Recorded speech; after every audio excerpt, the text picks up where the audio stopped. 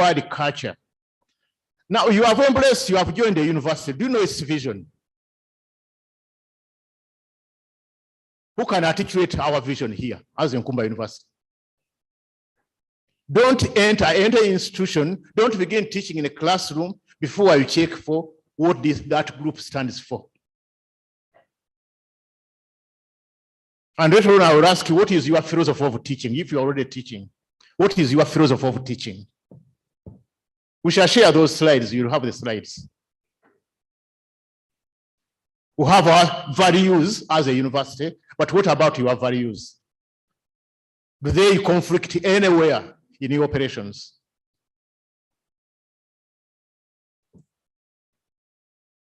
Elements of a social capital. Now, diversity, I've mentioned the word diversity already. It's already richness. And we refer to it as a social capital. You have connections already. Now that you're on the program, you already have connection. I've already mentioned the family is a big one. Personal relations is also a big one. Public and private institution is another social capital. Churches and the mosques. You have had a pastor who disappeared with the followers. So I would like to go into all that. So at one time you can be deceived up to a particular level. These are all capital, social capital. Type is that social capital. Communities, clubs, societies, and whatever. Ethical relations. So know that the tertiary institutions you are going to lecture in, they go through all that and you are part of it.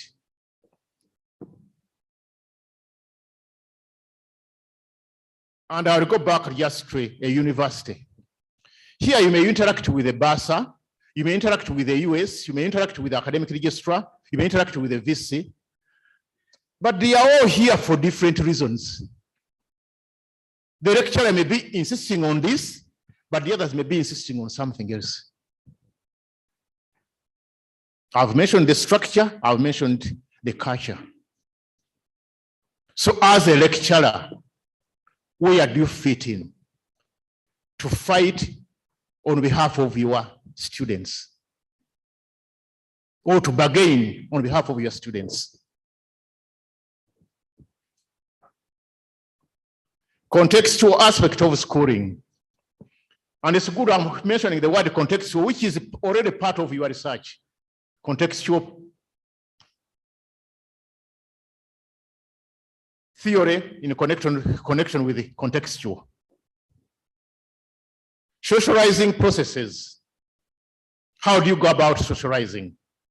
Pluralistic is more than two or three or more people interact.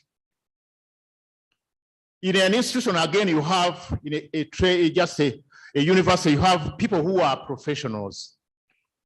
And if I'm again still challenge you, what are the characteristics of a professional? In the country, we are suffering with that word. Even lawyers are professionals. Artists are professionals. Teachers are professionals. What are the characteristics of a professional? As a professional teacher, students have a lot of trust in you. You act on behalf of the client. You have gone through a lengthy period of training. That's another characteristic. You have a reference group, those who are called doctors and who are also teachers. So those are a few of the characteristics or features of a professional. So you act on behalf of the client, caring professional. We are here for value development. Basics have to be extended while you teach in the university. Now, by our appearance, now I go to psychology. You may appear in the group and people think, or you think you are not welcome. Only your facial expression can set people off as a lecturer. So here you have Intentionally disinviting.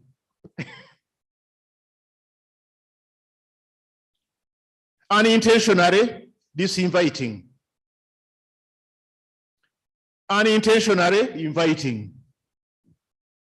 Intentionally inviting. The last two are more closer to your answer. Where should you yearn to come closer? What do people say that you are before they interact with you? Are you a person who is welcoming? Or as soon as people look at you, they even make a determination and just say this person is unapproachable. So bear in mind those 4 areas. They will mean a lot for you as you interact in a university.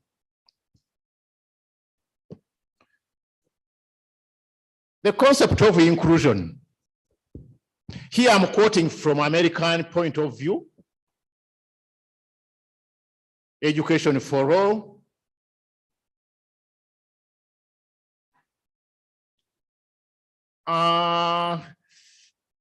Here, as soon as you enter your PhD, you might have started with a person you don't like. But as time goes on, you develop liking for that person because he has to stay with you for the rest of that year or that semester. In 1970, or before 70, we had the first exodus from Sudan, and we were in the secondary schools. At one time, you would be given a double-decker with a person from Sudan, and you were underneath. So after 1 month, you begin even interested in sugar with him. So there is that aspect of caring and tolerance. Concept of inclusion. Develop that one in you and develop it in your students as you happen to teach. Now, when you check that law, Public Law 94/142 in American setting, and individuals with Disability Education Act, you will read through that one, it's also available. IEP, Individual Education Plan, read through that one. But now their modern books read this way, the last bullet. They don't talk of disability. They don't even mention the word handicapped. On the vehicle, you may see that small sign of a person seated in a chair, but the person is driving. That means it's carrying somebody who is having some difficulties here and there. And for them in America, they just say that one is a privileged person because he's parked near the bank, he can enter easily, he has a lamp, he can enter easily. But for you who is perfectly okay, you take the steps. So they just say those are advantaged people. So here to put it properly, they just say special students, special services, including those who are able to do and those who are not able to do. I remember at one time we had to hold a viva here in this room, and we had a person who could not easily get up to this place. And when National Council is approving a university, giving it a charter or a license, their quality assurance mechanism is to check whether you have a ramps on the buildings. So if you were on the 4th floor of the library, they would ask, how do a person who cannot take steps get to the 4th floor? You are disadvantaging him. So take note of that. And you are the people to advocate for that group.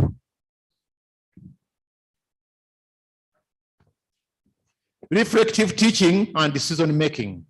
Those are cyclical. It's like a wheel of a bicycle. You may take the normal way of decision making, following the steps, but again, you may jump to the last one and then you go back to the first ones, depending on the situation. So reflective teaching or reflective lecturing requires a lot of that. So the concept of teaching as artistry and science. Artistry is developed with experience. You go for years training, but at the same time teaching, and you pick a leaf here and now. And today the debate of science teachers and the arts teachers is on. Even the way we are approaching this one is a scientific. We are using a scientific way of approaching this seminar. So what is science? So it's up to you to ask yourself, what is the science aspect? Here we have social science, we have applied science, of course, and you can take on a course. It's like one of my MOA, Master of Arts. I have Master of Arts, but I have Master of Science in Educational Administration and Supervision. I took it as a science. So what is a science in science? Teachers are responsible for instructional decisions. You are the best for your students, determine it for your students. But as we shall go through the theoretical part of it, at times the students are the best determiner of their education. So we shall take that mode as well. So there is no one right way to teach anyone anything. Keep that one up to the end. There is no one right way to teach anyone anything or anything. There are several ways.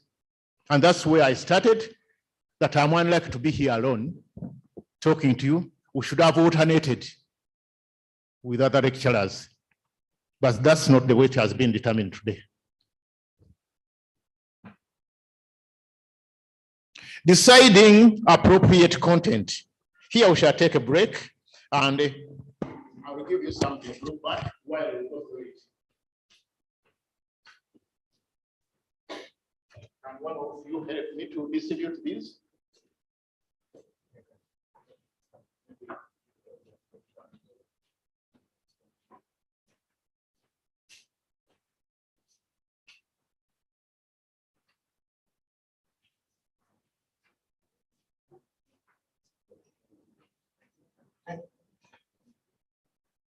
And again, in the lecture room, at times the lecturer is the one to distribute the use this. And give me whatever it means.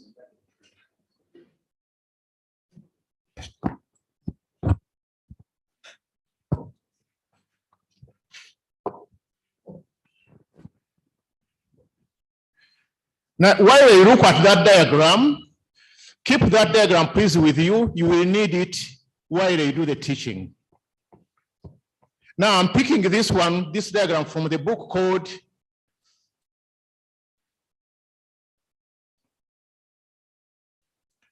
the discipline where I'm picking it from. It's not academic, it's not curriculum development, it's called curriculum design. Curriculum design is closer to instruction. Curriculum design is closer to instruction. And that's where I'm coming in with the word content.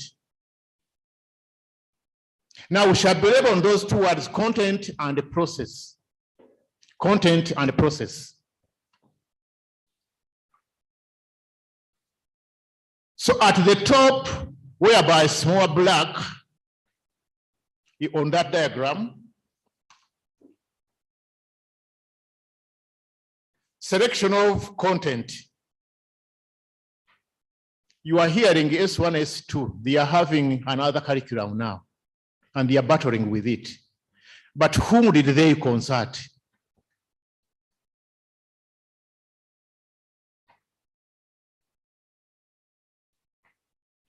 The social aspect of a curriculum, the philosophical aspect of a curriculum, the economic aspect of a curriculum,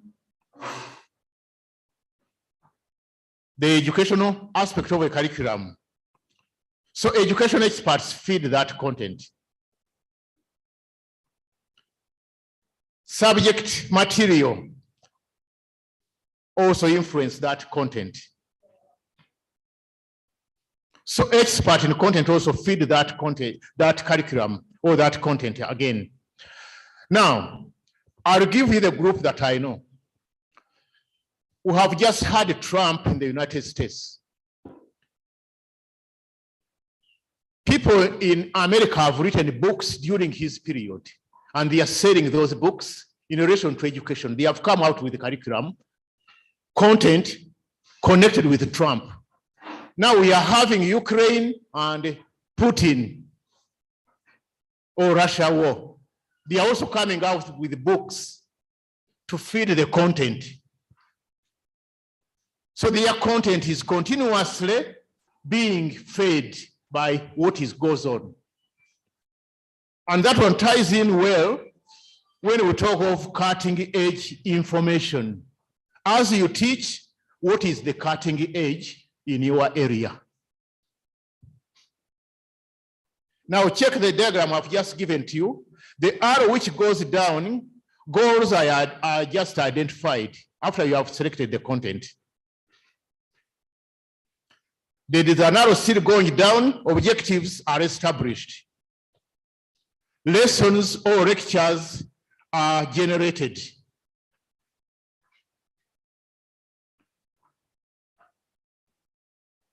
I move still down with the arrow. Instructional materials are organized.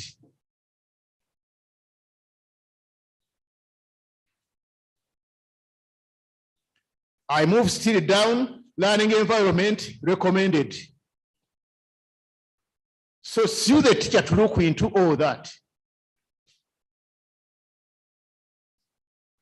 And evaluation plans are also in place. Now, when we check on the other hand, on the other side, the right-hand side, content inputs and a review. So as you teach, if a new book comes out, discard the old book and take on the new one and inform the students that get out with that book who have now what works. Cutting edge knowledge. Now on the left side, process input and a review. Last week I was in class and it started raining, but I had planned my lecture, my studio very well. But when it started raining and the roof was iron sheets, there was a lot of noise.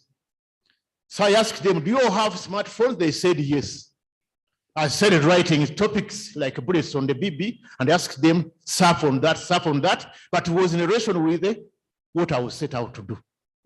So I abandoned whatever I had said. To just say, to beat the rain, the sound of the rain, and the noise coming from outside, we jump to another issue, to what works. Now,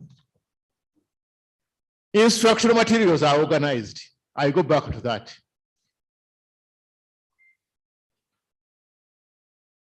I looked up this one last week. This morning I had to photocopy it from outside and even from inside. I had planned only 30 copies. They told me there were more students. So we had to organize more so that we can transact. Now, learning environment. Environment is crucial. Now, I'll give a vivid example where we are. Do you see clear on the whiteboard? Do you see clear on the whiteboard? What is missing? Can you give me the answer? What is missing? Why aren't you seeing clearly? The blinders. I remember when I had to give my inaugural lecture, I bought polythene blue blinders because it was my do. I had to do that on my own. So I would like you to think very fast. Before you hold a class, think ahead of time. Will my students see clearly? You are also my students. I'm just giving a video example. So if you had more blinders, you would see clearly. So does that ring a bell to you? So know ahead of your class. As you prepare the class, prepare ahead of that. Now, I'll go back to the word objectives. When we shall come to the word objective at a later stage when I'm presenting. Objectives established. But here with the word objectives, the instructional objectives, they have to always to have a relevance. Objectives and a purpose. Objectives and relevance. Objective just says what for a part of the teacher or a lecturer. What shall I have covered at the end of the lecture? What shall I have taught at the end of the lecture?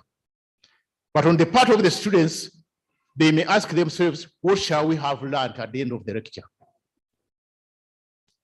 But now in today's teaching and learning, we talk of relevance of what you teach. What does it mean to me? What I'm studying? What does it mean to me? What am I going to do with it? I'm covering this seminar, but where shall I cover? Where shall I use the material that I'm learning from this? In the country, I know if the lecturer comes out with a course outline, gives it out, and he gives the objective and the relevancy, some students walk out once they check on the relevance that what they are going to learn would be beneficial to them. They just walk away and sign for another course.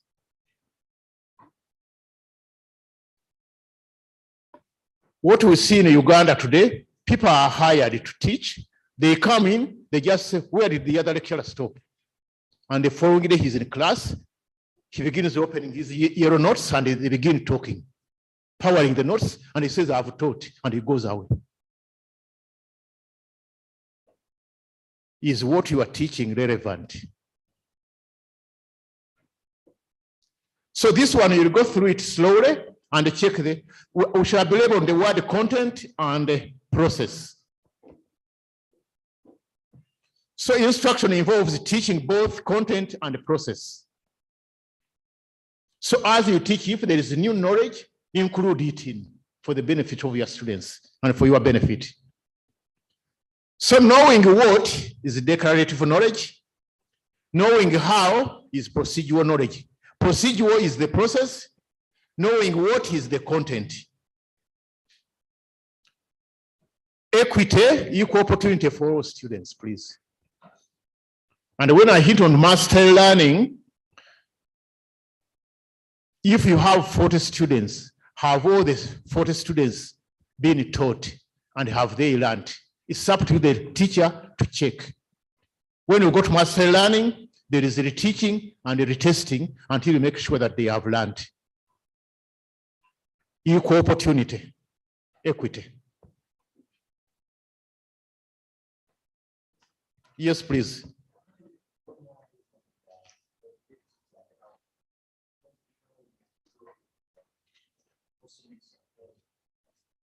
Yes. We shall cover that one on in the third aspect. I will believe on that. There is something which I've prepared for you, and we will have you will have some practical work to do there on your desk, on your chair. I have just a F4 whereby we fill in something, and that one we just inculcate on that. Here I'm just passing. So motivation and learning. Motivating students to learn is a joint responsibility of a teacher or a lecturer and a learner. So here I may gauge, are you already motivated or you are not yet motivated? And by the very fact that he's asking, there's something that's a motivation aspect in that. He cannot let it pass. There is an intrinsic which comes from within, and there is an extrinsic which comes from external. Technology as a motivator. The smartphones are now a motivator. Somebody mentions a word, you pick it there and then and you check, even as it continues teaching. So let's simulate the technology, and this one required another seminar to lead you into that, because that's where we are going. If you prepare to remain behind, you'll still remain behind and will be forgotten. So we have to move on with technology. Characteristics of a reflective teacher. You should care about students. Care. Even the one who comes in late, you ask, why are you late?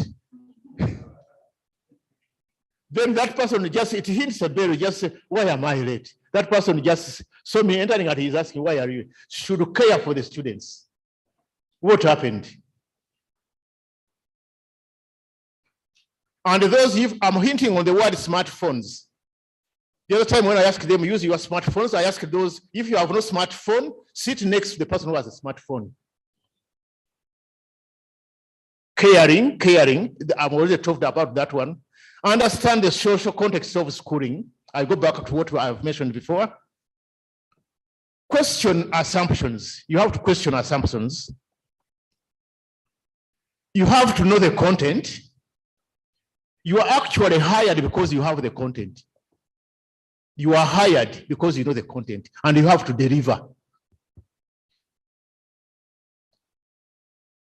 You should be able to identify the problems and the issues if you are a reflective teacher. And you have to continuously collect data in relation to your teaching. So bear in mind that word reflective. Construct a plan of operation. You have to use instructional strategies. Practice problem-solving strategies. Think prospectively and retrospectively. Backward and forward.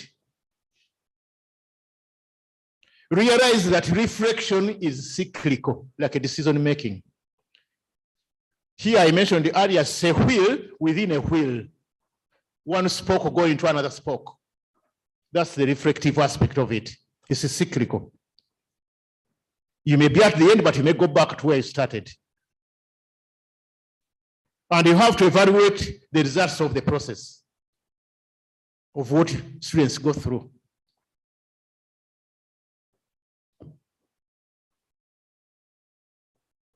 Now, last week, I come from the visual area, and this semester where they are doing exams, I lecture in fundamentals of painting. So students have been producing paintings. In the end, they had to exhibit to display their work. I marked them. They even marked themselves. I asked them, if you don't want your work, leave it with me here on the desk. If you like your work that you have produced, go with it. 90%, 99% wrote their work and they took it at home, but one student returned it on the desk. Some yet to talk with that student.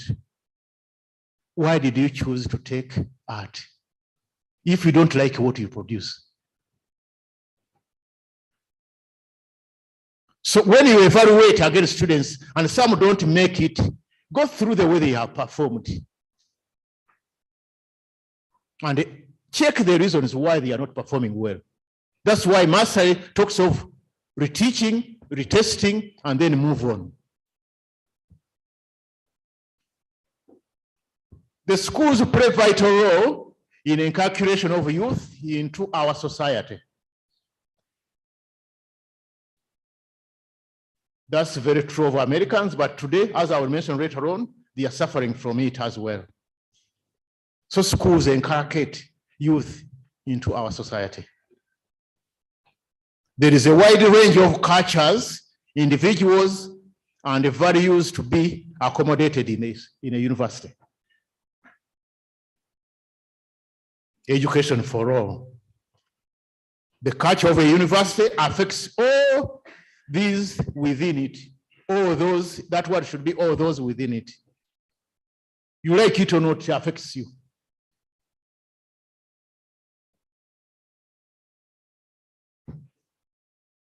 So the institution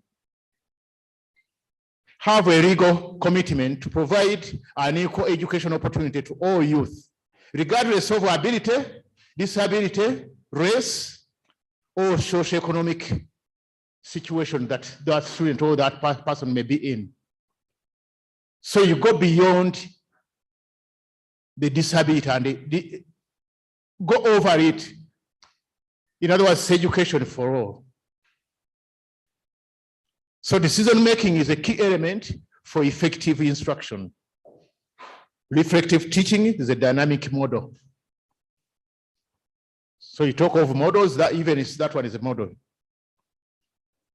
Instruction and social choreograph. Choreograph. A holistic view of instruction. So that one talks of a holistic view of instruction. Teaching perspective or instruction decision making. So you go through theories. Those are the perspectives and instructional decision making. So I go back to this one, equity as the big picture. Education for all, equity as a value. Goals and standards in the social milieu. So your destination and standards have to be reflected.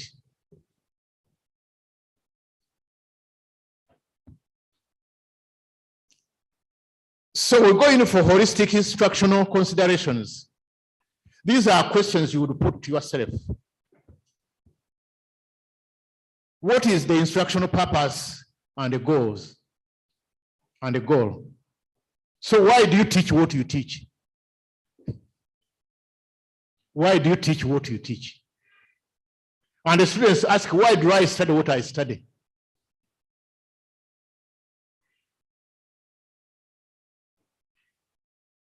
Who are the learners?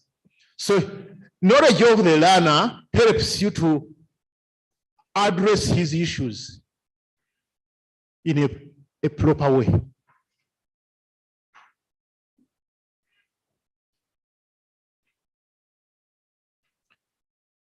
And once you set your hands on a plow, don't look behind. At times I talk to students who are disturbed while they go on their journey of either PhD or whatever. I just say, what is your priority number? Is your PhD priority? Or is an added advantage? And at times I put those questions to students. And please, before you begin a class, master's level and above, even undergraduate, if they are fewer, can you ask the students in 4 or 5 minutes, each student to say something about himself or herself, to know a bit about that person, so that you can handle that person properly. Who are the learners? How will content be covered? What management decisions are required? That one is repeated. What techniques or purposes do I use?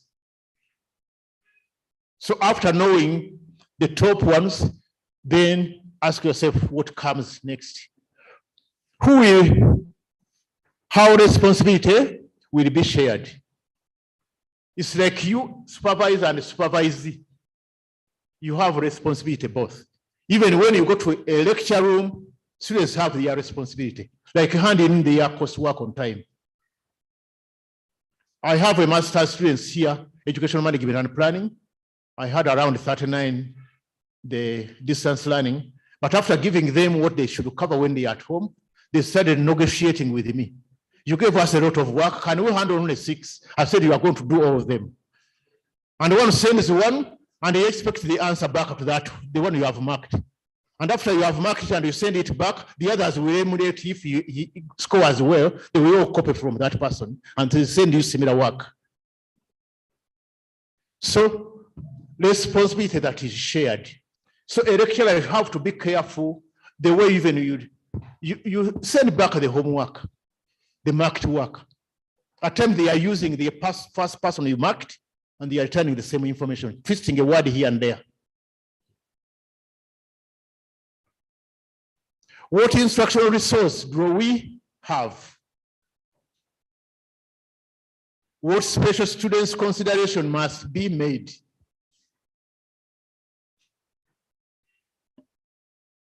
How is instructional equity ensured? How is learning assessed?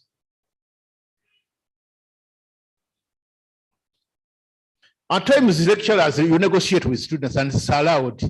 At one time, I gave them an exercise of marching. That was in history of art. They went out, they said the person, they gave us a test, it was well typed, but the questions were very difficult. And they complained before the admin of that school. But I was given that feedback. So when I went to class, I said, you complained about the test. So I'm now going to give you another test. We will capture the same information. So we went to the smartphones. We started with the smartphones. They did the exercise, they all passed very well. And at times I ask them, can you compare your answers with your neighbor and find out where you differ?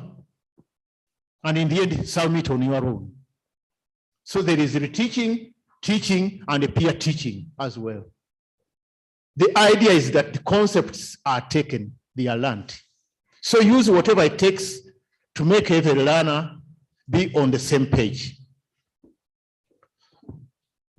Now we are beginning with the harder stuff, the Piaget, the psychology part of it. Even here before we have been dealing with psychology, but now Piaget, and his second name is Jean Piaget, developmental stages. So you go through human growth and development, you should know the stages, that people of that age behave that way, but again, culturally or contextually. At one time, Americans were subjecting IQs developed in America on Africans, until one African asked the white man that, can you know when it's right to rain? For us, we know, but it's not included in the IQ. For the African, they know when it's right to rain, but the white man may not know. And he comes here to subject his IQ on us. So the young boy was asking the white man, do you know when it's right to rain? The white man said, Angazi. But the Africans had the answer. Sometimes some IQs are not cultural shock free. So you get a cultural shock. So can you administer several tests to make sure that students make it? Change your way of questioning to include everybody. So human growth and development, and you can cover it under the book, Lifespan Development. There's another book called Lifespan Development. So stages are not fixed. At times they overlap. So don't take one measure to be a measure for everybody. At times they overlap. I may not claim much. When I was still in Uganda, I was stunted. My education was stunted. But when I was exposed to European education, I had a brain awakening. And I covered material quickly and easily. Brain awakening. I'm a slow learner. But once I've learned it. But some are quick learners. They learn very fast, but they forget very fast. So at times you have to be slow to retain the information. The role of social interaction is important to Vygotsky's model. Now, Lev Vygotsky is a Russian psychologist. For him, we shall hint on him under social constructivism. We shall hint more on him. Processing experience is essential in both theories of Piaget and the one of Vygotsky. So theories can guide instructional practice.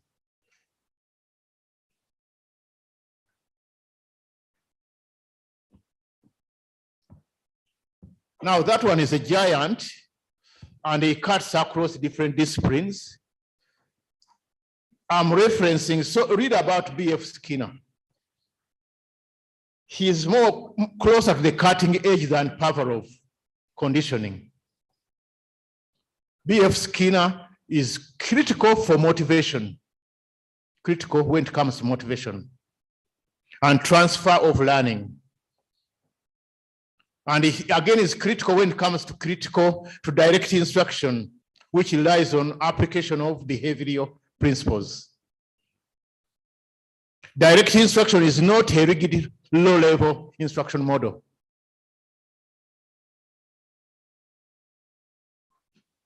So we shall give an example of direct instruction, where you begin with the previous work covered, and then you go on to the present work. So strength of direct instruction. And most lecturers use that. Content is delivered to entire class. Teachers controls focus of attention. So he is the giver. Process maximizes available time. Feedback assesses class understanding of learning. Teacher focuses on class objectives. So that's direct instruction, but we shall compare with the others. Teachers produce clarity through explanation. Teachers don't need a lot of preparation. He just comes to deliver the material. But we have left that level of late. And those who mushroom, who teach in several universities, who lecture, they do a lot of that. They just have delivered and he walks away. Less teacher preparation is required. What you delivered at Nkumba is the one you do at Cavendish, the same one you do at Mutesa 1, and then you call it a day. All students work on the same task. At times you give an assignment here, but a student here who has a friend in another university will text and just say, that's the text he has given us.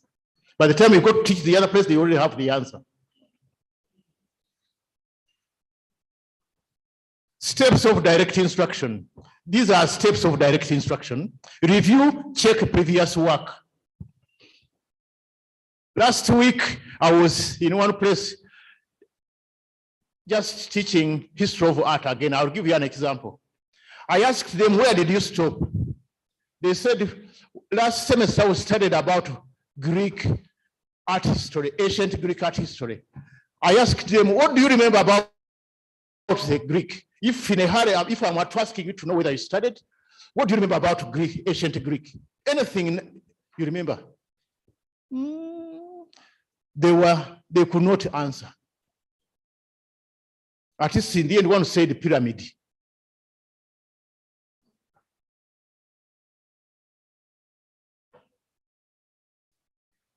So I asked them about the columns that are in the pyramid, the chambers in the pyramid.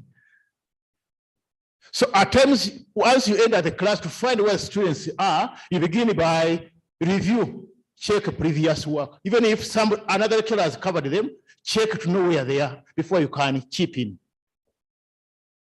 And if you discover that they did not cover it well, do some quick review, and then bring them on board before you begin powering in new information.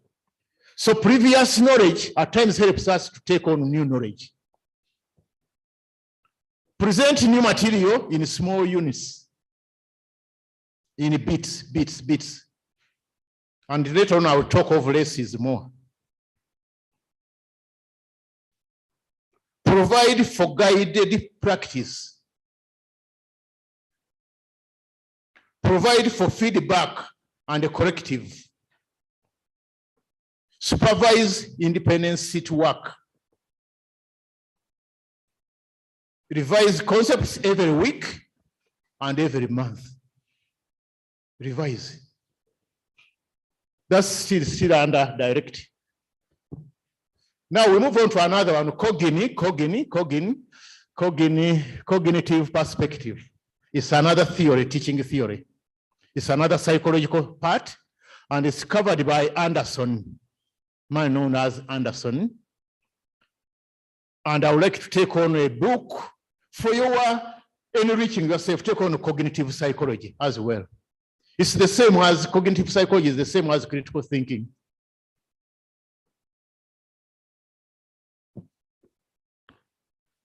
Cognitive science is applied in various learning and teaching strategies. And use cognitive teaching tips. This one is student-initiated learning, assumes social responsibility on the part of each learner. Now, at times, students come out with individual projects. Cogni is with the head.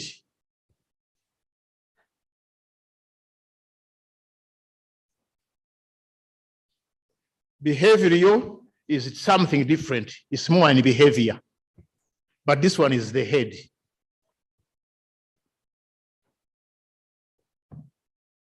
Selected principle of cognitive model of instruction. Students engage in active learning and problem solving. Students use a wide range of learning strategy. Time is allocated for students to apply new skills. So here the learning is in the hands of the students.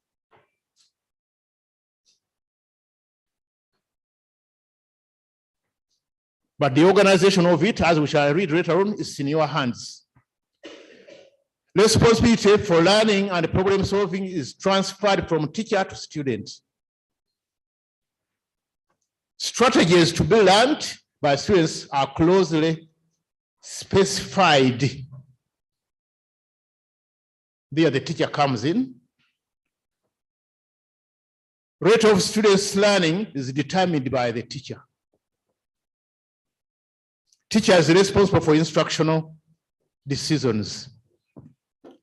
Now, in again, another country which is developed, but which is still suffering. In America, if you study curriculum, they give you a curriculum, you will enter into the university, they give you whatever they will cover with you to get either your bachelor. You may just say, I don't see that course, I don't see that course. I would like to have studied it, a course or two. It will mean a lot to me. So there they will give you a lecturer. You work out a kind of proposal for that course. You even list the books that you will cover. They give you a lecturer to read you through, and at the end, he's the person to evaluate whether you pass it or not. They allow you at least 2 or 3 in the package so that you are able to do certain things on your own. So they call them independent studies. And they are part of your curriculum, yes, coverage. Yes. Yes, please. But I have a challenge when it comes to students, government institutions, yes. The government institutions, most of the students have direct entry. Yes. So you can easily gauge them the level of understanding. When it comes to private institutions, you have those and then other students. Yeah. But remember the word equity, as you yes, equity, yes. So how do you handle such students? Because sometimes when you, for example, give an assignment, and then those first students, because I'm talking about the private substitute. Yes. And then the others who are a bit slow and they will not talk to you, may not know. Now I will just give you an answer. Take on master learning. You can check on, you can Google that word, master learning, by Madeline Hunter. Master learning. She's the one who talks about reteaching, retesting. And at times you use the students who are fast learners to work with that student until that student is at par with the others. Reteaching and retesting. And you can change the study situations. Now, I'll tell you a story. I went on a school practice. Somebody was in a key schools, but when I entered the class, they were crowded. I had to sit near the blackboard. That was the space left. And it was a practical. So students were given a practical to do. They were all doing that practical except one student who was in the middle somewhere. He was doing his own thing, another practical. So I checked with the teacher and he was not noticing that. I went on, I assessed, but in the end I called the teacher before the final mark. I said, are you aware of the student who was doing a different work altogether, different from the work of the other students? The teacher on school practice answered me ably. He said, that student is already very good. So I would have been wasting his time if I asked him to do the same work like the others. So that's why I allowed him to do that. So I retained his high mark. So he was already aware of that student. He gave him more challenging work to do, to keep him within the group. So that one happens now and again. Yes, please. Yes, thank you, Professor. You can do testing and testing, like you give the first coursework. Yes. Yes. You give a second coursework. Also performs poorly. Yes. Now, you continue giving several courseworks that you learn at university. No, that's why in institutions of higher learning, lecturers, doctors, professors should have offices. You can say, after my lecture, I would like to interact with you. You may find where the problem is. I remember at one time, it was evening, I had gone again for an art class. Students were playing soccer outside, others tennis, whatever. And there was a student standing just near the art room, but in the particular direction, but in a gloomy way. Until I came out and I said, do you have a problem? Do you know what the student said? Yeah, I do. I said, what's the problem? I come from a family which is broken. And I talked with that student for the next 15 minutes. I said, all those you see playing, they are all coming from broken families. And they are not pitying themselves. So in the end, I went for a cup of tea. Later on, he joined the group. Sometimes you need just a small tip and things will work out. So don't lose sight of that person who is not. Because, and I will just assure you, and there's no African who is dull. There's no African who is dull. You have to find the problem, where the problem is. Yes, please.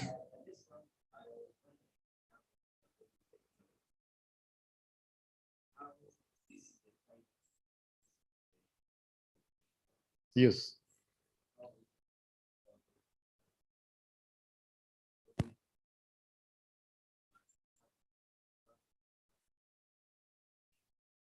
Mm.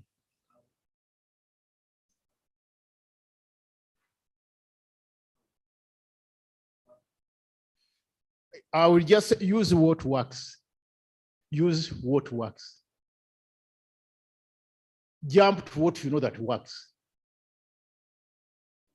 You are talking of the internet, we shall never have it 100% working. But use what works. Yes.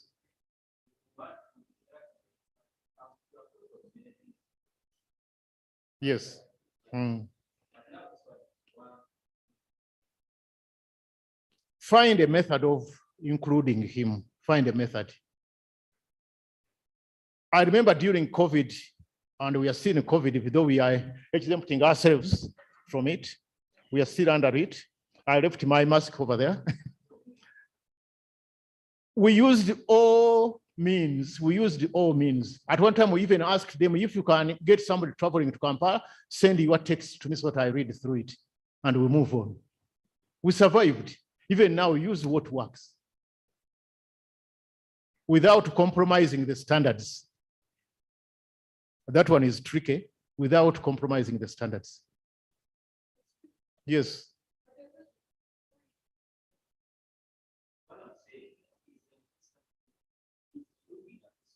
Yes. Mm. Yes.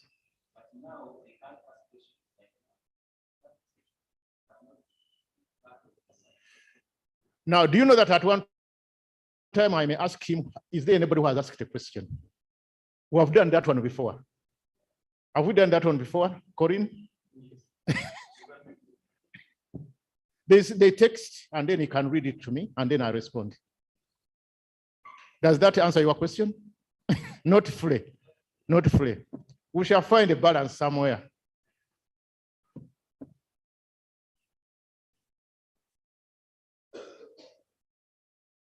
So the decisions here I end are just they are on the part of the teacher. Tenets of modern social constructivism.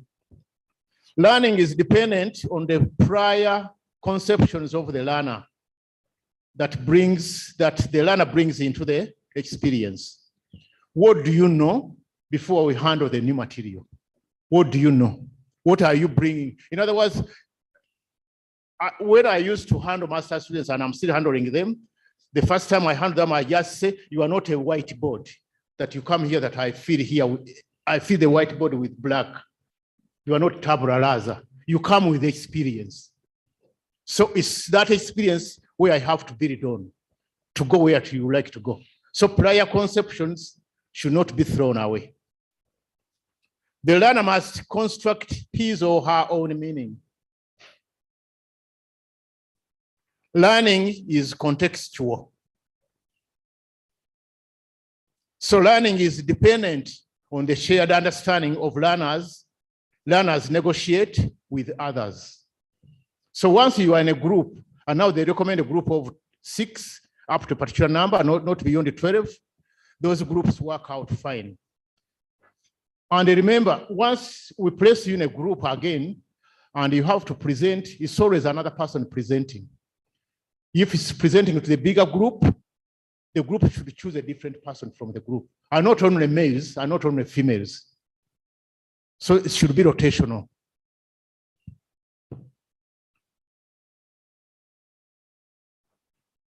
And do you know that at times in group work, learners can even know that your score will be A at the end.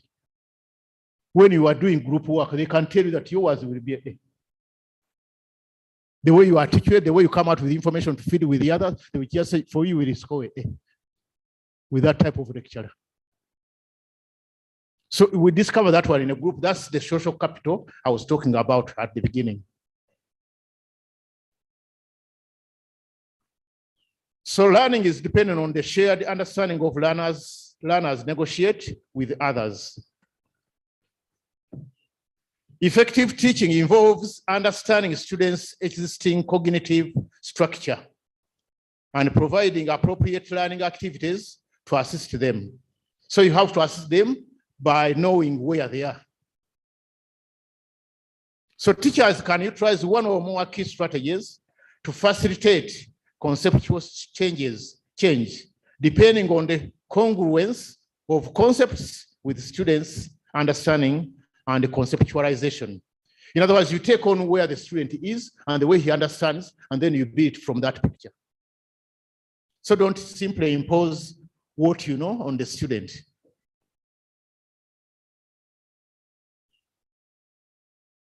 The key element of conceptual change can be addressed by specific teaching methods, either discussion or group work or project work or portfolio.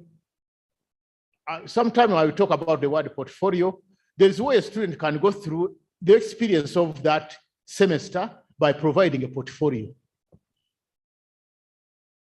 His work during that semester in a portfolio, you go through it, you get to know his philosophy, his method of operation, what he has been able to do, and then you just evaluate and just this person is at par with what was supposed to be covered.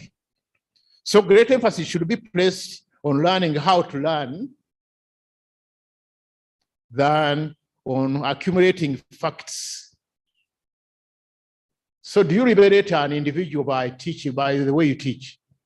That students can learn to learn how to learn, and they're just on their own. And you are doing it at PhD, there's a way you are just on your own. But those you are likely to teach, can you liberate them to learn how to learn? In terms of content, less is more.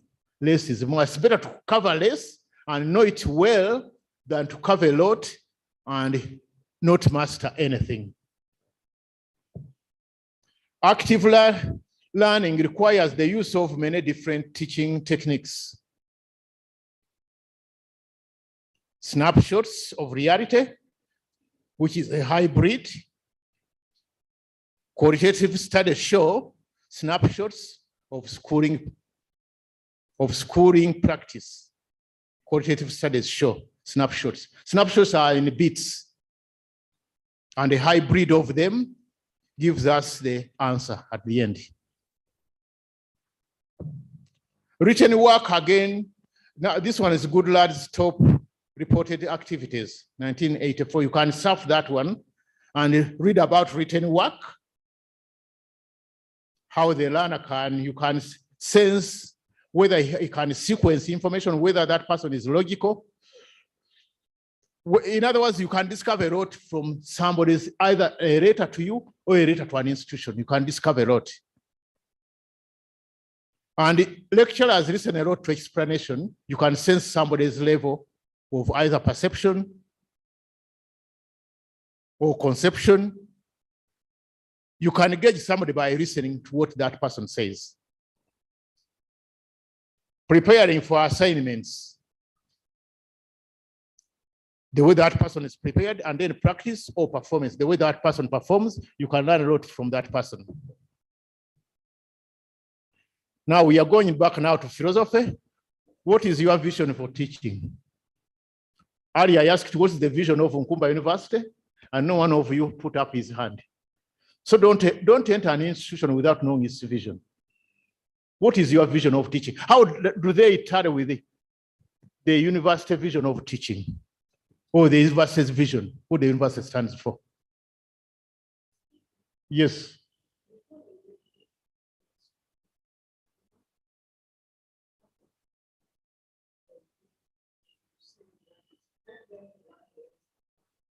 Yes.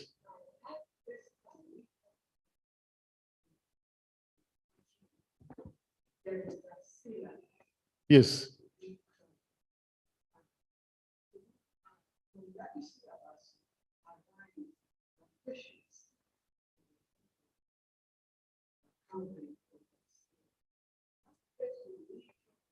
You have that page I gave you of content. So if you discover that the content to be covered is a lot, then review process. There's an arrow for reviewing if you get a chance, because curriculum development is an ongoing process. As we teach, we even improve what should be taught. If it's a lot that they are supposed to cover, revisit, go back at the drawing board with your head of department, with the school.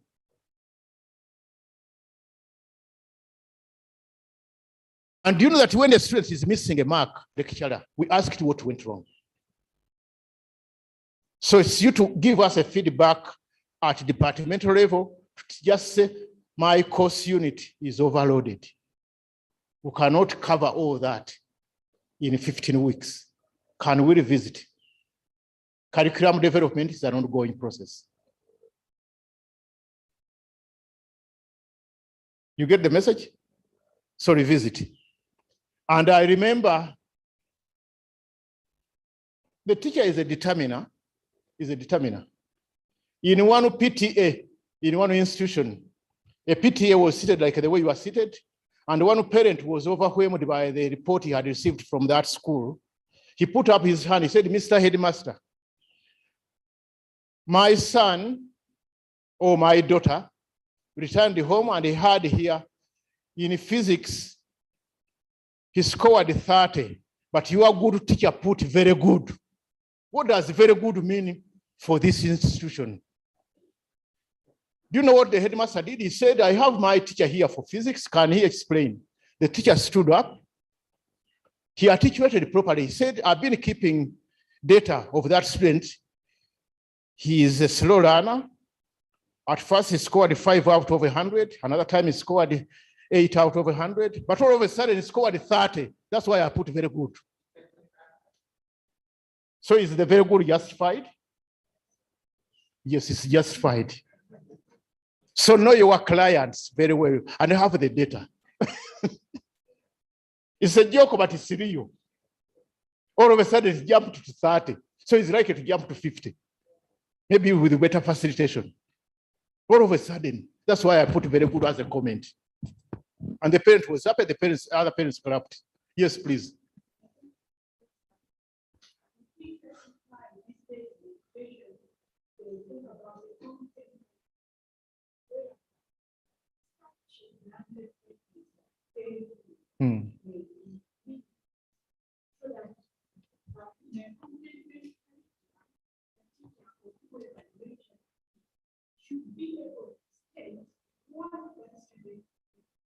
Yes, that's okay.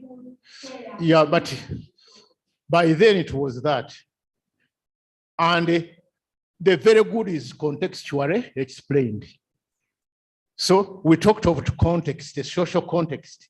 We teach in a social context. So you may not take that very good for another institution.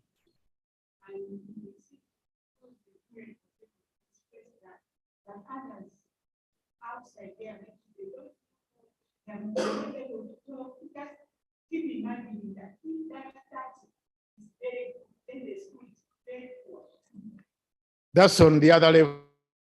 Yeah, that's why the word context is vital, and I said with that word social context. So what is your vision of teaching? Does it augur well with the institutional vision of why they exist? Our core business here is teaching and learning as a university. And again, the vision is related to that. So we ask you, what is your vision? Do you simply come and teach and go? Do you have, and usually visions are never obtained. We see them at, like the way the skyline is. While you are already at the skyline, the horizon will change. So what is your vision of teaching? At the horizon.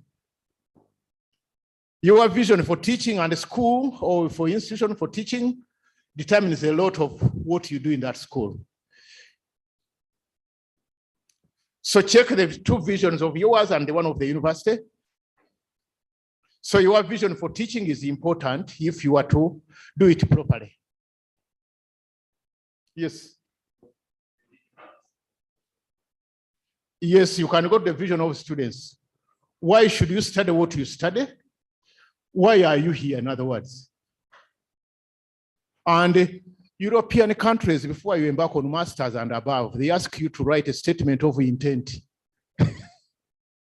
Why are you embarking on that program? So that by the time before even you arrive to that country or that program, they have already known what your desires are. They can just say, we have already put some two lecturers for you, some two professors to deal with your issue. Because you have already articulated your statement of intent. Baker's dozen examples of characteristics of an active learning classroom or lecture room or studio or lecture room.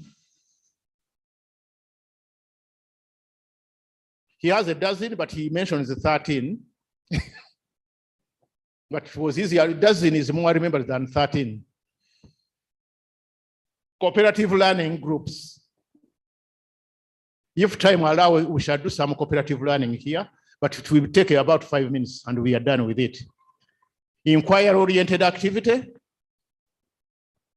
teacher demonstration, teacher-student joint planning. It's like your group before you move away from this semester of your PhD seminars would have asked you, what else would you have liked to be included in your seminars?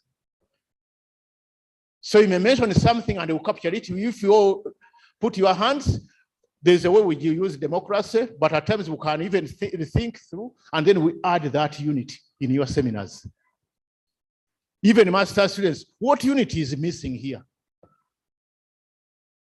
You are going to take this package, but what unit? And that's where I talked of independent study. Students come out and just say, I would have loved to study this one, but it's not this menu that you are giving to me. Can I take it independently, but you give it a credit?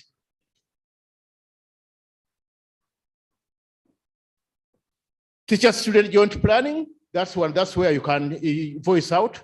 Use of hand-on, and mind-on activity. So you are going to fill in something later on. Use of internet resource. If it's working, we are now using internet resource, but at times here I had to figure it a bit again before we could go back to the Zoom. So we use it when it can work. And we can please believe to use that resource. It's the way to go. I'm struggling as well. I'm struggling, though I'm lecturing too, but I'm struggling with that internet. And maybe we are all struggling, but do a lot because that's where we are heading. Use instructional manipulation. What works? The word manipulation is what works, but not to compromise standards or goals. Small group discussion. Student conducted demonstration. They are using a lot of that one when there are visitations somewhere. Student initiated projects. Student portfolio. That one, check that one on your own. What is the student portfolio? You may just jump into that one and you might discover that it works. Those who do teacher training do it. Those who do practicals do it. In other words, you can come with a folder at the end, basing it on a particular course unit, and it's evaluated and you are rated to have passed because you have gone through what you set out to do and you have done it properly. Student presentation of work. Student self-evaluation.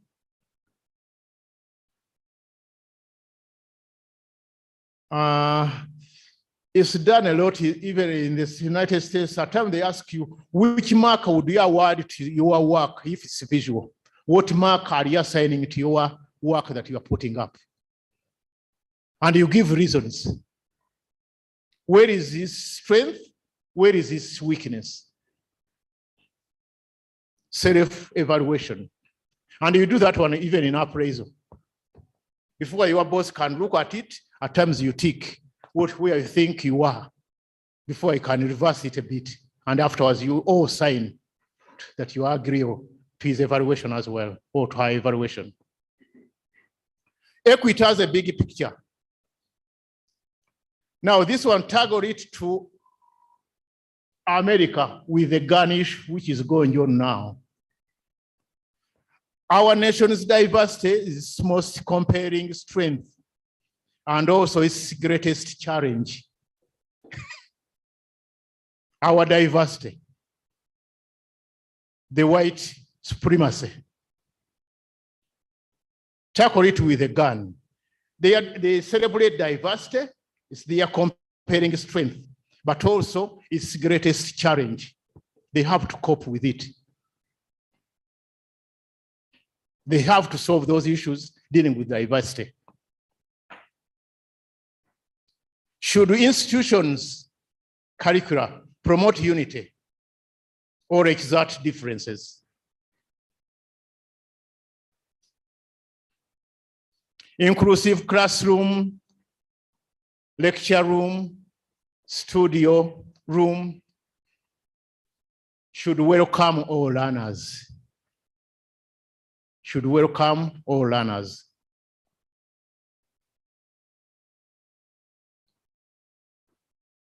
I remember I was seated on the front line, surrounded by white people. They were about 30, 40, and I was on the front floor. So the lecturer, the first thing in my first lecture, he asked me, "Are you from Africa?" I said yes, because he was already briefed. There is a student from Africa. He said, "Will you be able to follow?" I nodded in my head. In 3 weeks, I was ahead of them. It was a question of time. In 3 weeks, I was scoring higher than the nationals. So inclusive is crucial. Will you be able to follow? So you are from Africa. Do you need this one in Africa?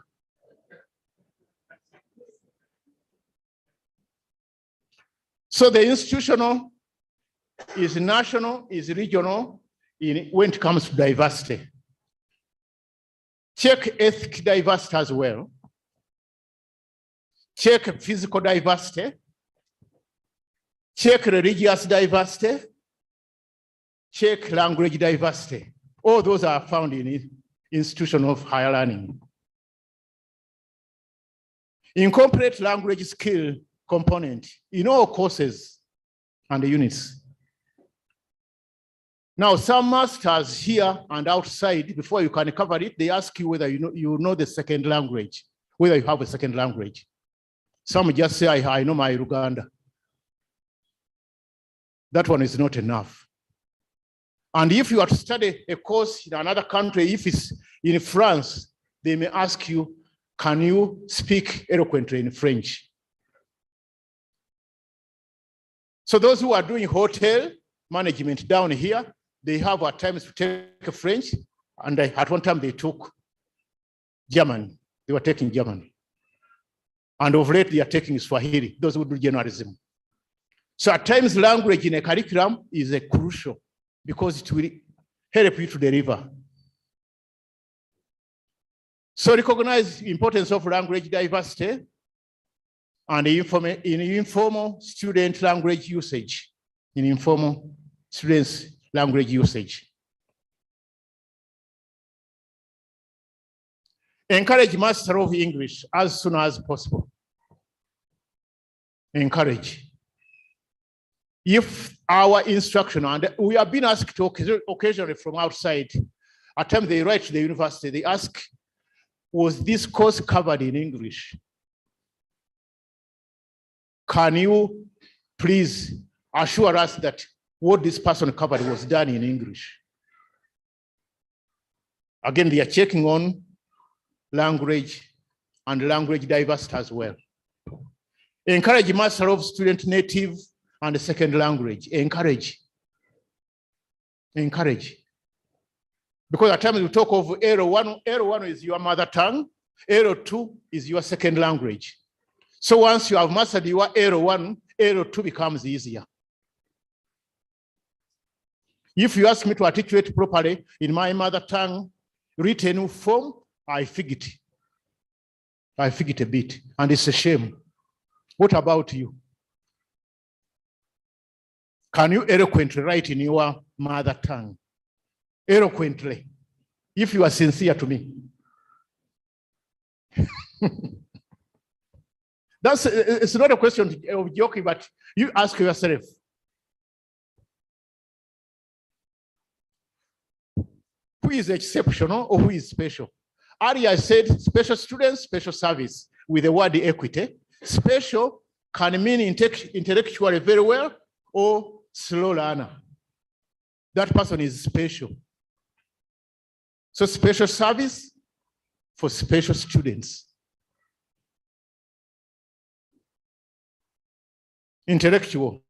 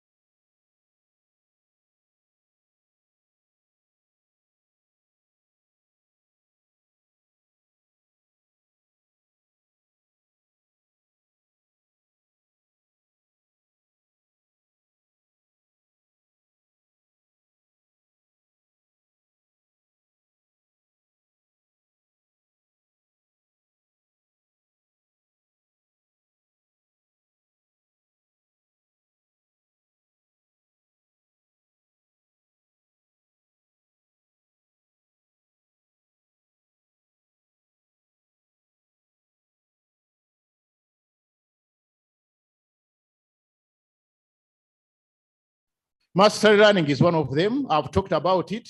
We shall still talk about it, and I've asked you to go to the internet and check what does mastery learning means. It's those who can score 90 and above, 80 and above, 90 and above. And I will tell you one story. In America, you don't wave, when you score 70 out of 100, you don't go around just, I've passed. They just laugh at you. It should be 85, 90, 95, 100. So 70 is not waived. And at masters and above, you are taken to have failed. You need a retake. Study strategy skills and training.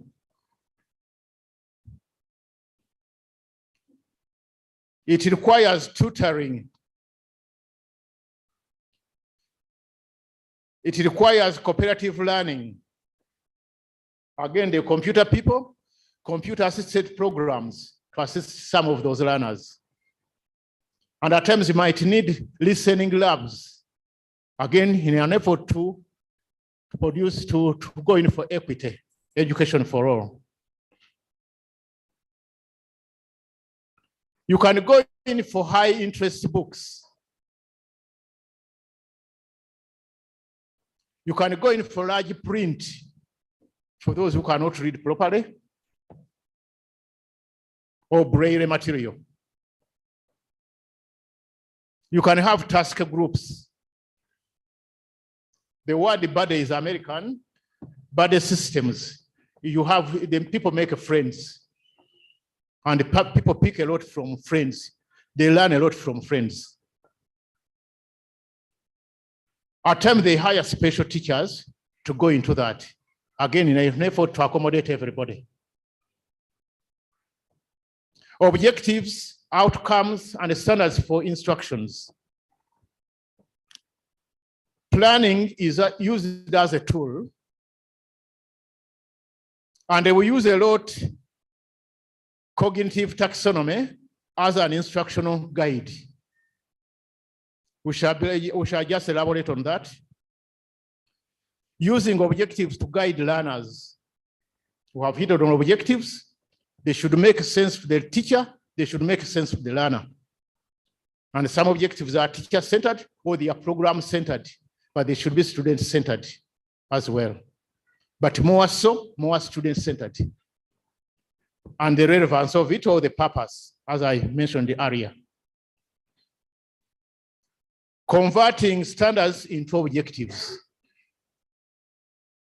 So if I put up a work or a piece of work as a standard, what are the objectives to attain that kind of standard, that kind of performance?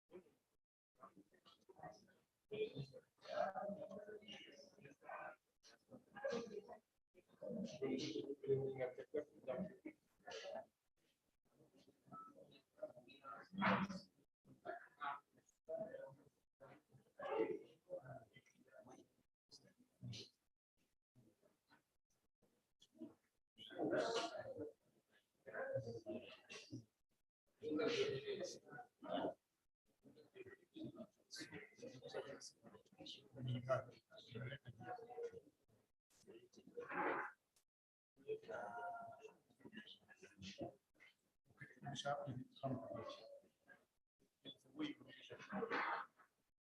at times, you are not know even what something because yes. And some of them will just that person will talk about it even after just it's like retrieving, it's like a information processing.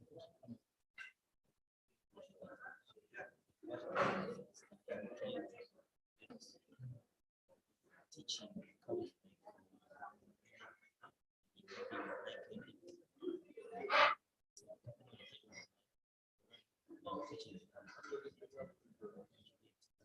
Yeah, it can become a mediating.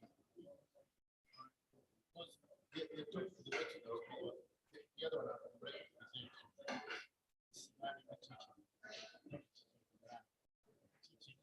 learning, teaching. Because even at the so like a person who's as I teach and learn. The process part yesterday about the process.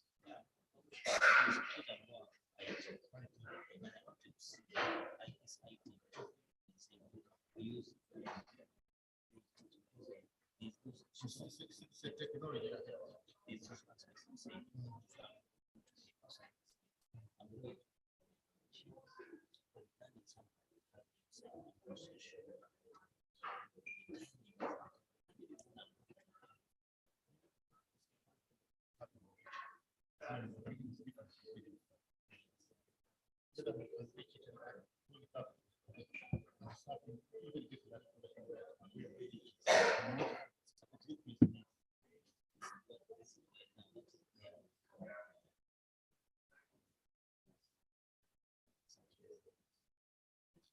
But since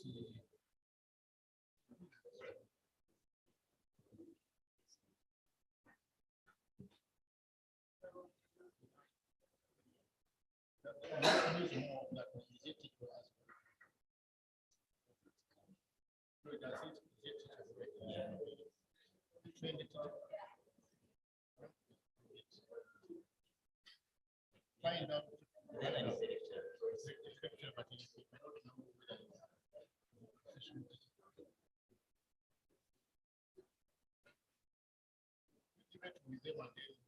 even concern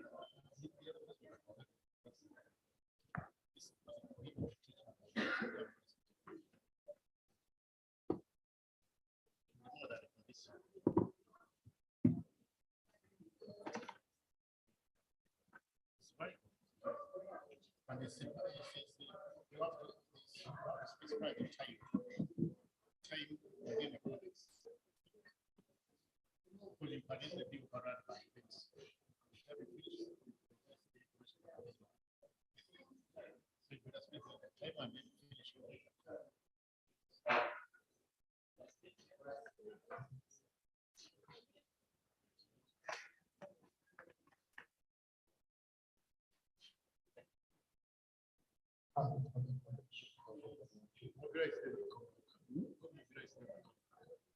Yes, members. Let's come back.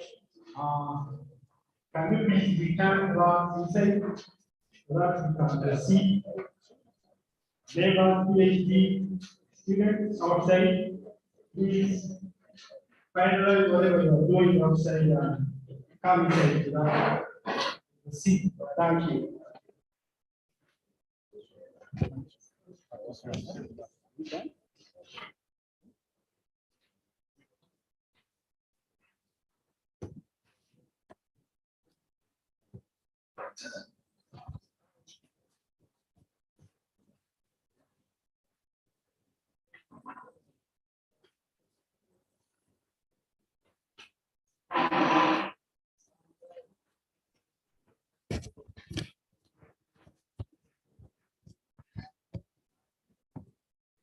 Attention, please.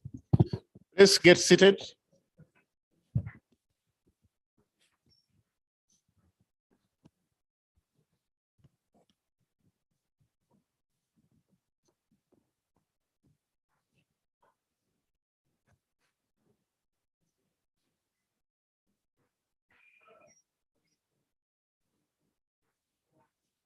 We left when we were talking about points of agreement between constructivists and the inquiry-oriented approaches.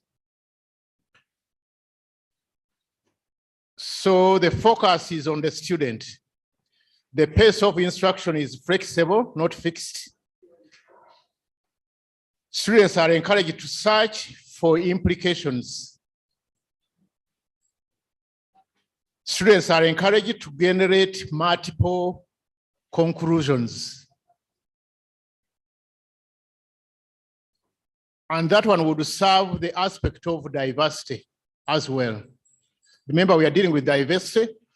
Constructivism has an aspect of social constructivism, but there is again individual constructivism if it's a single student. That one is talked more by Piaget. Students must justify their method of problem solving. Now, note the next bullet. Neither constructivism nor inquiry sees itself as a sole learning model for all content. So other content have to be handled either by behavioralists or by cognitive.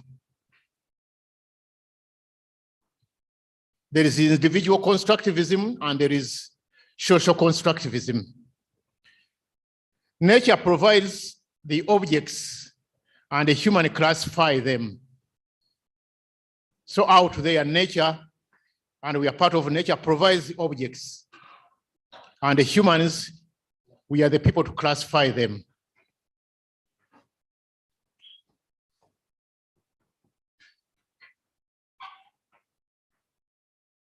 Now listen to this one, to come later on when we will be doing our exercise. When an institution hires you, we go through those two words. They are concocted.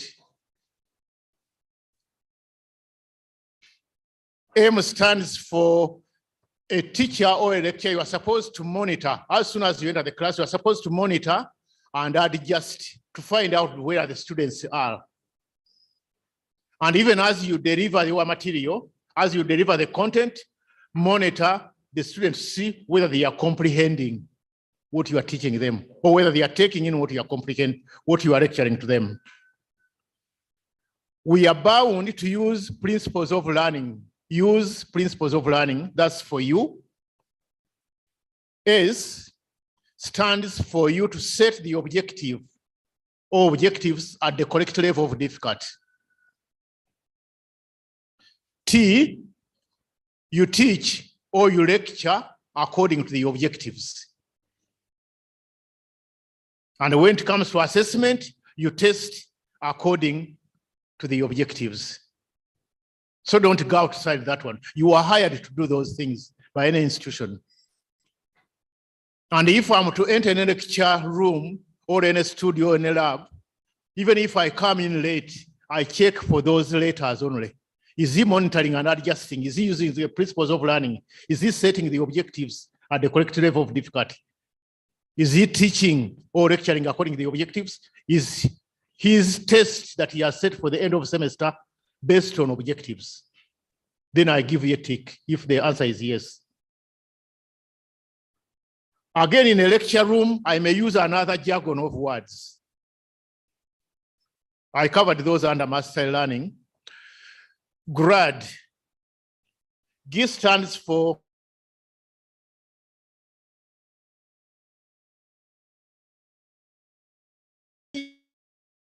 to give information. You are hired to give information. 2, you are paid to respond to students' questions. But you can share them. You can ask the students to help you, but you are paid to respond to their questions. You are also paid to ask questions.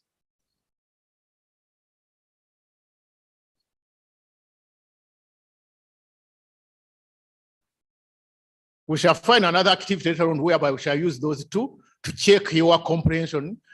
As I'm delivering this lecture, I'm also just going through what somebody goes in when he's in class. And primary schools, a research was done in a primary school, teachers ask more questions than in a secondary school. But at university, there are fewer questions. There's a research which was carried on. Primary, more questions. Secondary, fewer questions. At university, very few questions. Maybe the teaching and learning is more given back to the learners. The last D, you are supposed to design activity. D, design activity. Don't leave any lecture without designing an activity. Even if it's a take home. As you go home, surf on this one. Even here, I've already tasked you that every bullet has marvels if you open up and start reading about it.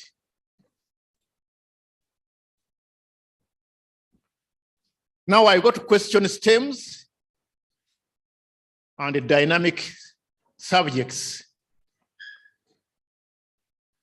Now, as you enter the class and entice the students to go through those questions, what is happening? What has happened? What do you think will happen now? How did this happen? Why did this happen? What caused this to happen? What took place before this happened? Those are thinking type of questions that put somebody into a mood. Where have you seen something like this happen? When have you seen something like this happen? How could we have this happen? How does this compare with what we saw and did? How can we do this more easily? How can you do this more quickly? So all those are taking us from different levels.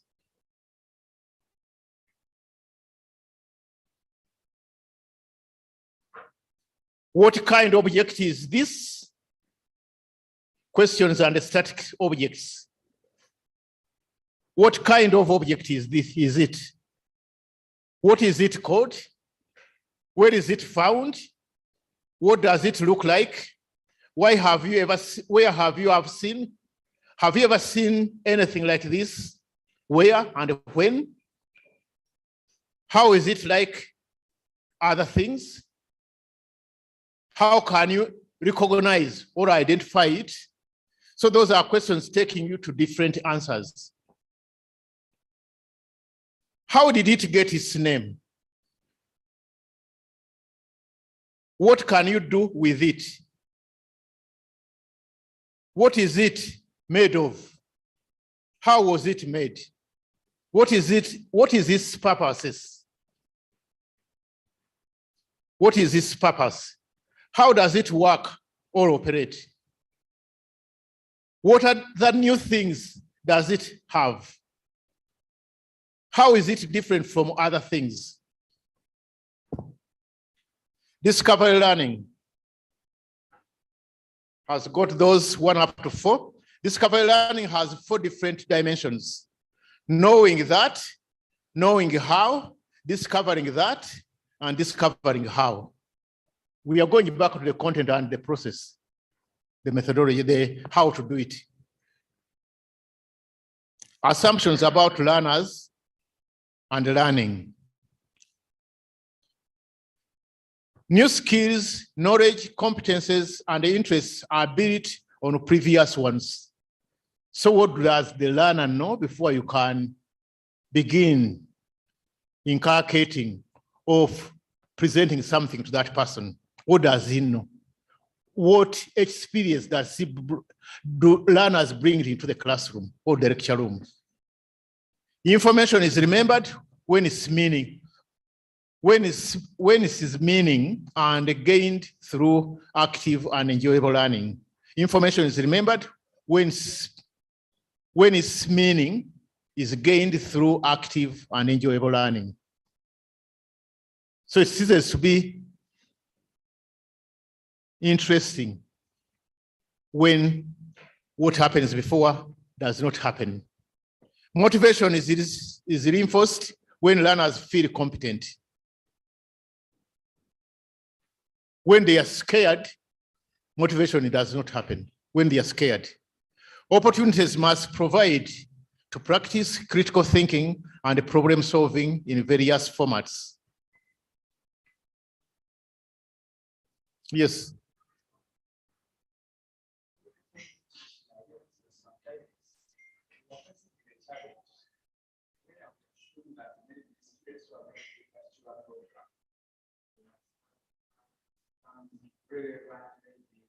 Information that's supposed to fall. If somebody has those which make it sure that this that's scientific was so in that case, as the lecturer, how do you give that? Because you are showing that many students are supposed to be having this kind of testimony.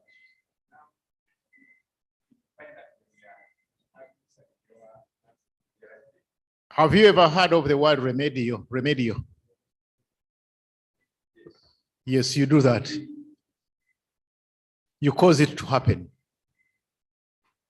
Let them go through that remedial kind of period, but again, it can be embedded into your teaching. The first 5 minutes you can tackle, you can just in other words, place it on that remedial work before you embark on the actual material. And you have seen, I don't want to blame the country. There are people who come from Zaire at times. But at times they come here earlier. They take 2 months taking on English. After 2 months, they are able to cope with the rest. And when the white man asked, will you be able to cope? It was because of their jargons, like the word period, and they have used the word body. Where is your body? For you may not understand, but they ask you, where is your friend? Your body should be near. Or if they say we have a company, it means you have people who are hating you. If you are sitting somewhere and you just say we have a company, they are alerting you to take precaution and take off.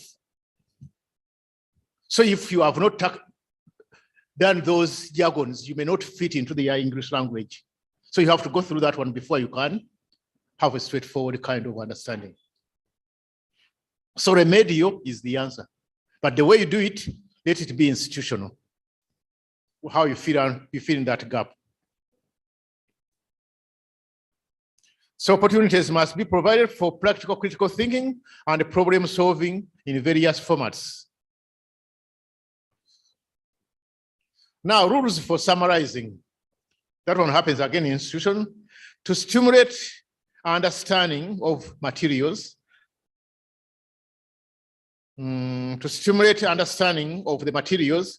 summarized, insists that students use their own words, not questions, not quotations. So to know that the students have taken on the concept, ask them to put it in their own words. Limit the length of the summary, whether written or oral, to ensure that students have judged relatively important ideas. So there are 5 pages, ask them to put it on 1 page, but not losing the information.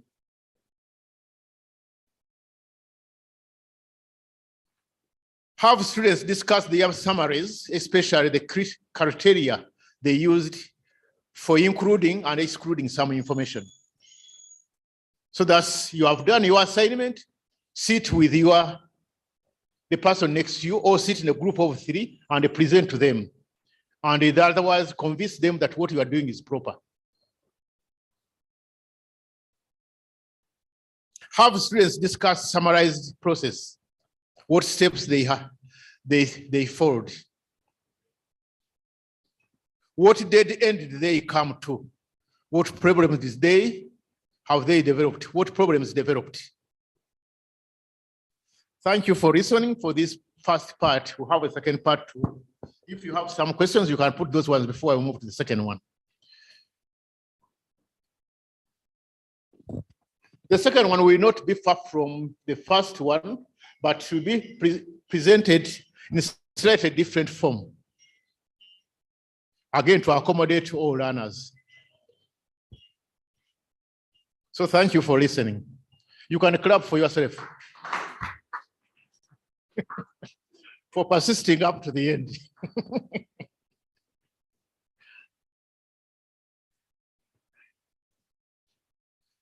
Can help with the second one.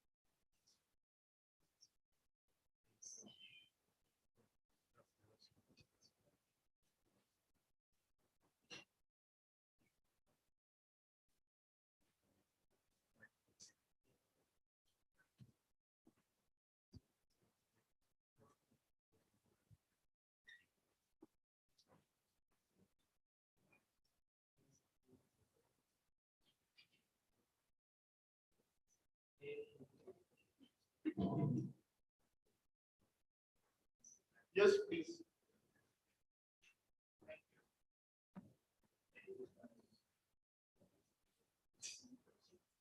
Sorry, Professor.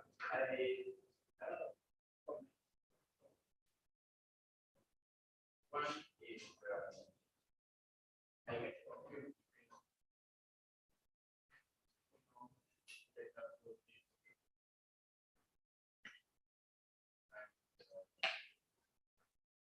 In terms of skills,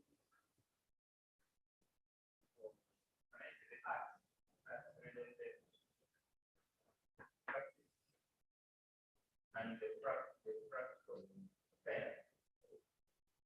I was trying to make much what they say to the art and thinking properly. The practical training is very out there. And also, there are areas that I feel to carry. One, we talked about this case of a lecturer or professor of any further explanation.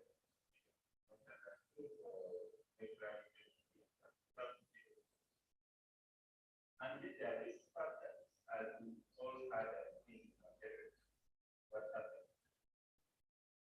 This brings me to a number of topics maybe that we have been included here, like protocol that we have included. But let's that professors we tempted because they are doing one topic. Cases of risks and mitigation, maybe cannot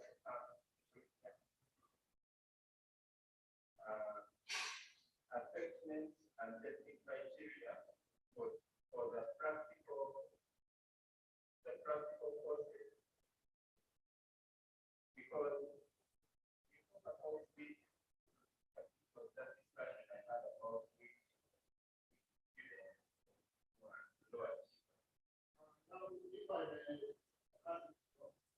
When you come, where you have to be white.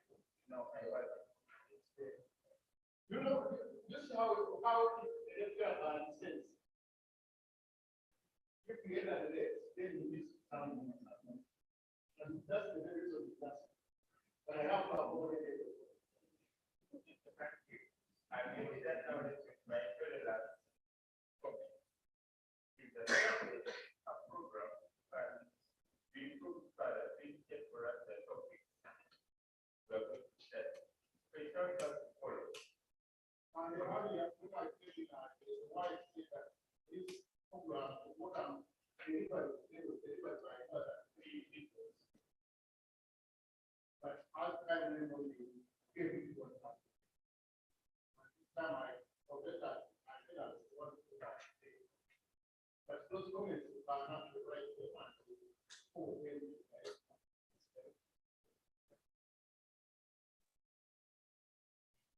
When I use the example of baby, and you write a comment after the man, look at your work, if you look like your work, you need to start.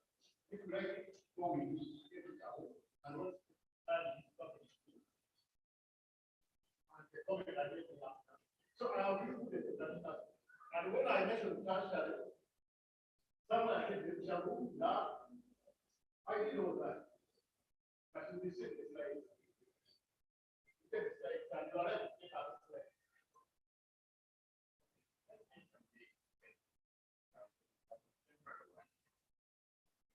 Right now, there is a challenge on how to separate skilled people who work for so long and yet don't have certificate.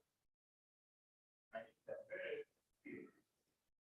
But because the current recruitment is one bachelor or diploma or certificate, I think that is the industrial training and other institutions that kind of for work. And yet, in our methods here, we don't recognize that some can be well skilled. They have on job training, and yet go almost ignored because they don't have the certificate. Remember one time when they wanted to send my story. Very few places where I'm laughing, we have the students in the watch. So what is the paper?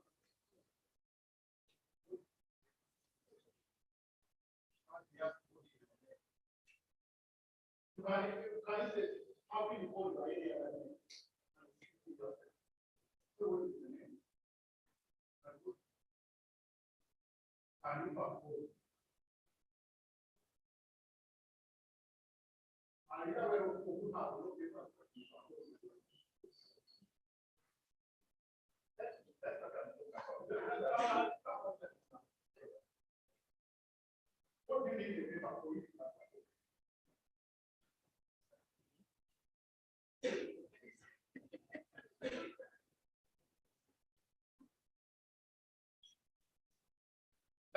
That one is a funny question, but I leave it up to you to see and get this out of it.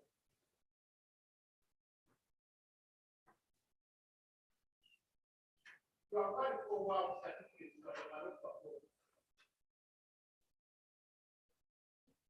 Certificates are there to show the stages, the things that you have covered, but how, where have you covered?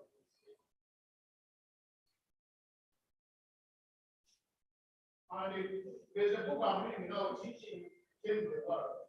Is that possible? Teaching to change the world. It's possible, but again, you want people.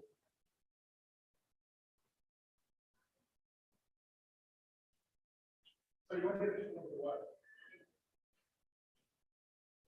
I started with churches, clubs, mosques, and others. All those are diplomatic projects. So where are you going? Which topic are you going to cover? So the book is teaching to change the world.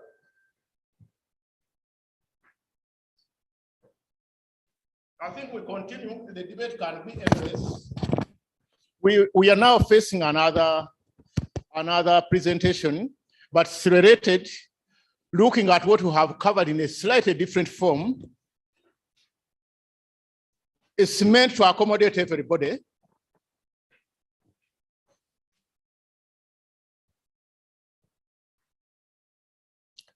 Now, listen to that one, to the first slide.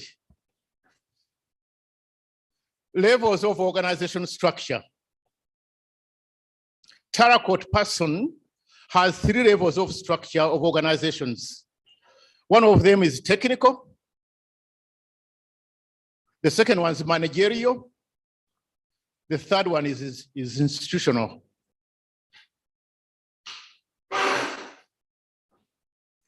Now, in a university or tertiary institution or anything different from that, or NTS or whatever, the technical core is a system of organizational activity where product of the organization is produced.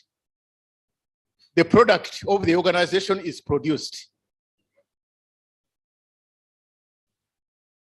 Technical core. The technical core of a university is teaching and learning, or you may call it learning and teaching. That one is also debatable because we learn as we teach. We are also learners. So where the product of the organization is produced.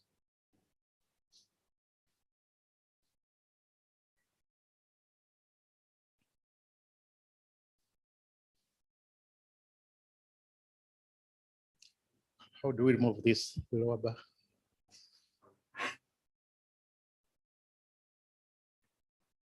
So in schools or universities, ignore it. Okay.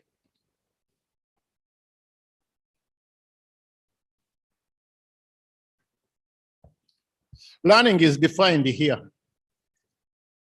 Learning experience produces a stable change in one's knowledge and behavior. A stable change. Change must occur because of experience, whether or not learning is intentional or unintentional. That one is also a crucial one. It can be intentional or unintentional. So when does learning take place? When can you know that somebody has learned something?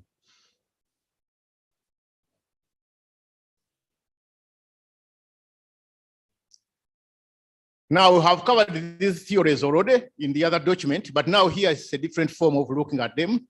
3 general learning theories: behavioral theory, stresses observable changes in behavior, skill, and habits.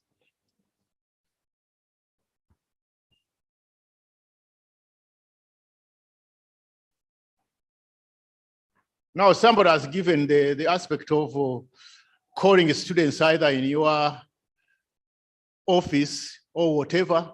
Not everybody that goes to the office do what is not required. So one person, 1 out of 99 may not be the bigger picture. If one lecturer does it, then does not kill the 99 who do the proper thing. So habits, skills, behaviors. Cognitive theories stress the internal mental activities such as thinking, remembering, creating, and problem solving.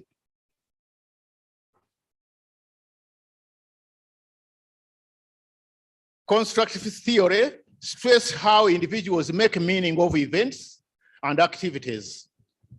So learning is taken as construction of knowledge. And here we are asking, what will be your contribution to knowledge? Because you are going to deal with the context, and you are going to use constructivism. You all have context where you are going to do your research. Even in a class, there's a context. Now, the first one is B.F. Skinner, I mentioned. The second one is Anderson. The third one, you can divide it into two. The individual constructivist, that one is Jean Piaget. The social constructivist is Levi-Vygotsky.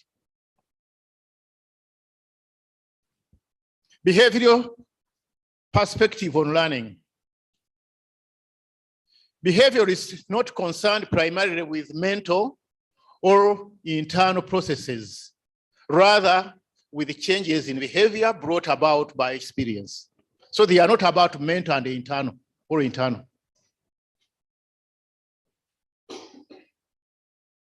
B.F. Skinner and his followers emphasize antecedents and consequences as mechanisms for changing behavior.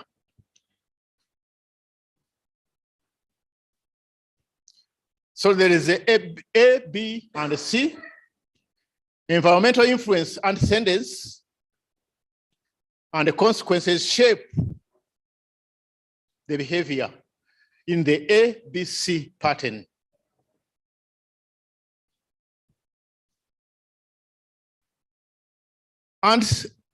Antecedents behavior and the consequence. Antecedents precede behavior, which is followed by consequences. So consequences of behavior become antecedents for the next ABC sequence. Change behavior by changing antecedents, consequences, or both. So just know that antecedents is represented by A, behavior by B, and C, consequence. The early behavioral work focused on consequences more than antecedents. The two kinds of consequences are reinforcement and punishment. Now, here as lecturers, as intending people to teach at institution of higher learning, check those two words, reinforcement and punishment. Reinforcement strengthens or increases frequency of behavior. Punishment weakens or suppresses behavior. Be careful not to confuse punishment with negative reinforcement.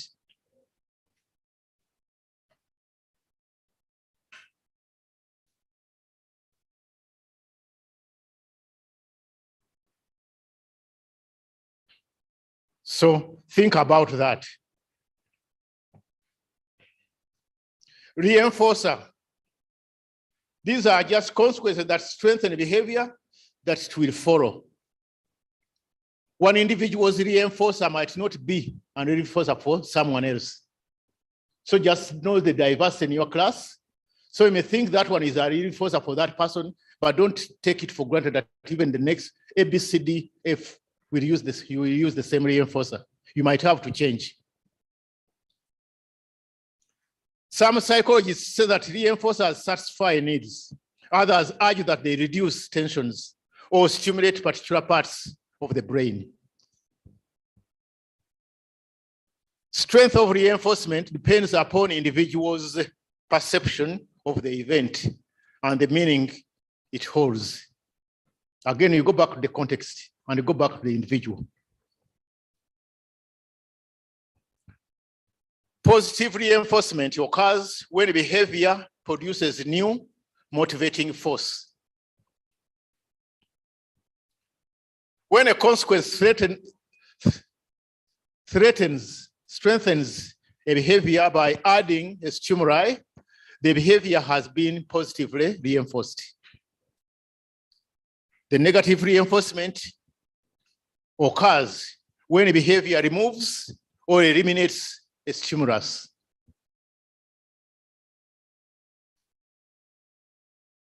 If behavior results in eliminating or a negative stimuli, it's more likely to be repeated. The behavior has been negatively reinforced. So check those bullets and see how and where and when to utilize them. Again, we go to punishment now. If reinforcement strengthens behavior, punishment suppresses behavior. Followed by punishment is less likely to be repeated. As with reinforcers, punishment are sometimes individualized. What punishes one individual might not be perceived as punishment by another. Two types of punishment that suppress behavior: direct punishment, appearance of stimulus followed by behavior, suppresses or weakens behavior. Removal of punishment, stimulus is removed, followed by behavior in order to weaken or suppress it. Antecedents precede behavior. Help individual to distinguish between behavior that lead to positive consequences and behavior that lead to negative consequences. Individuals learn to read antecedents. Although not always the case that people are conscious of reading the antecedents, but clues and prompts can help deliberately to be used to reinforce behavior. So clues or hints, people know how to take a hint.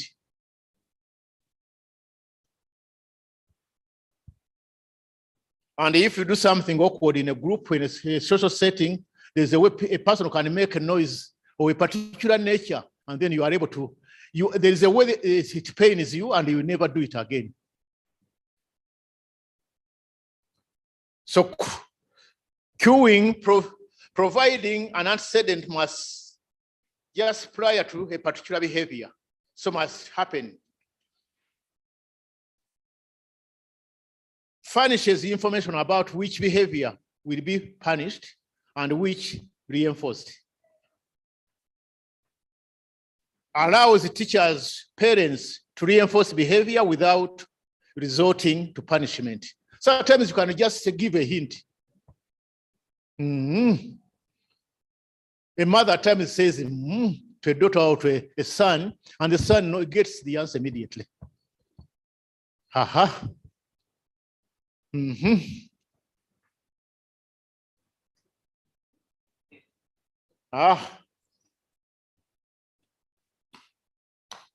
So again, contextually. Yes, please.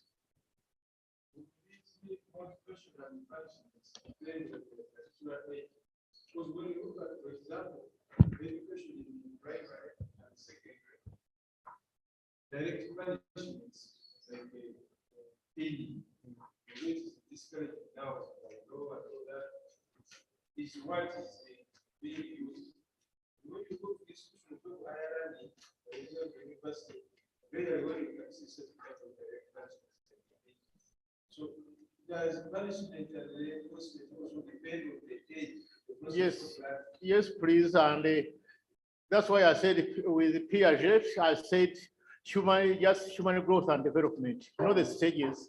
And I remember a student came with a phone at one of the famous schools, and they called the father to come and punish his son. But when the son was already on the ground, he told his father, "Father, you can't cane me." And the boy was grown up enough. He told the father, "You can't cane me." And the father had to retreat. "You can't cane me." Yes. As simple as that, because of age. Yes, he was a man. Said, "You can't cane me." When we are disciplining, when we are rewarding or punishing, there is what we call age-appropriate disciplining and reinforcement techniques. So that boy, if you beat him, that technique doesn't work for him. That reminds me of a boy whom the teacher was telling, "You kneel as a punishment. And the boy refused. Then when the teacher insisted, the boy knelt and remained smiling. Then the teacher said, "Why are you smiling?" Then the boy said, "Physically, I am kneeling, but inside me, I am standing." So his age is capable of abstraction, as the professor was saying, according to PIJ. Is in the age of abstraction, he can construct anything. So when you punish them, if you want to beat them, beating is not appropriate for learners who are from teenage years plus. It doesn't help. Instead, we might ground them or withdraw a reward, what professor was saying. Thank you. Yes, please.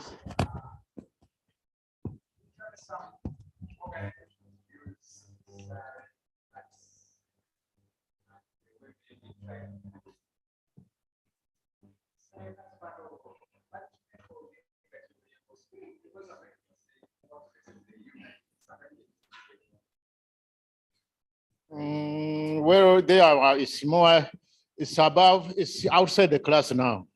But it's because you have not operated in class, that's why they are punishing you. So, but it's a reminder, it's a check. There is a way they check your behavior. In other words, they are calling you to come back to your senses. And there is another version which I would like to give you.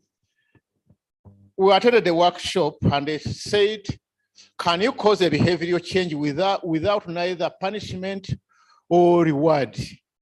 Can you think of a method whereby you can cause a behavioral change without either punishment or a reward? And how you do the avoidance, how is it interpreted? You have known people who ignore and it's equally punishment. Can you cause a behavioral change without punishment or motivation? In other words, you don't motivate and you don't punish and you cause a behavioral change.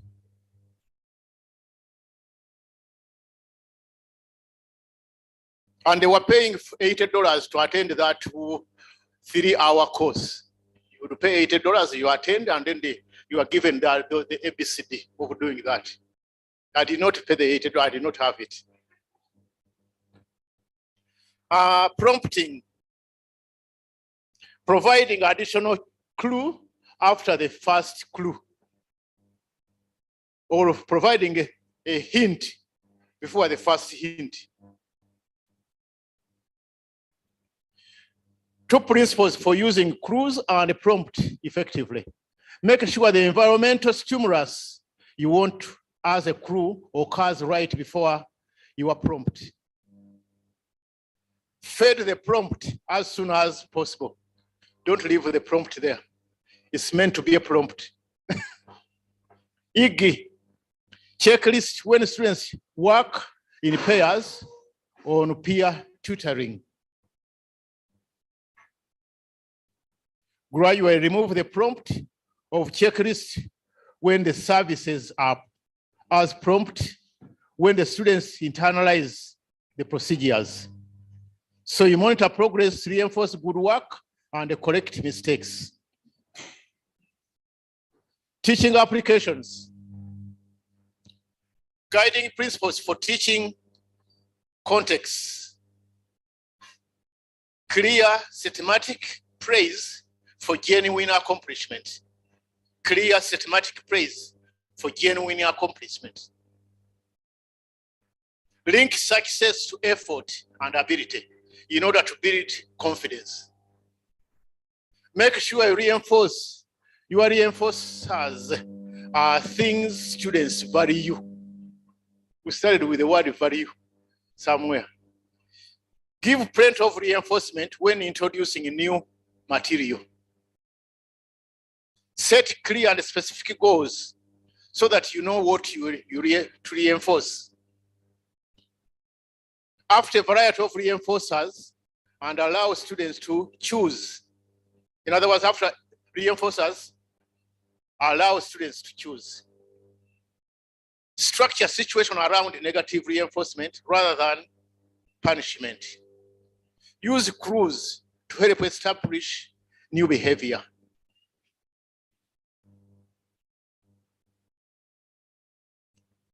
Specific approaches that utilizes behavioral principles.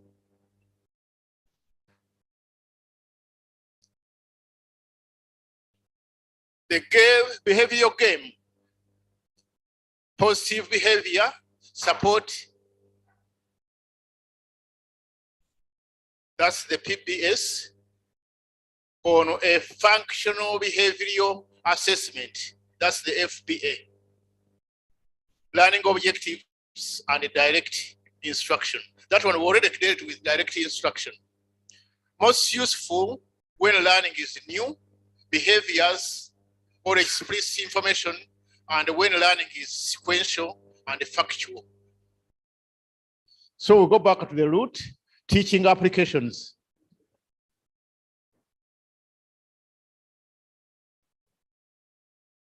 So positive behavior support based on functional behavior assessment.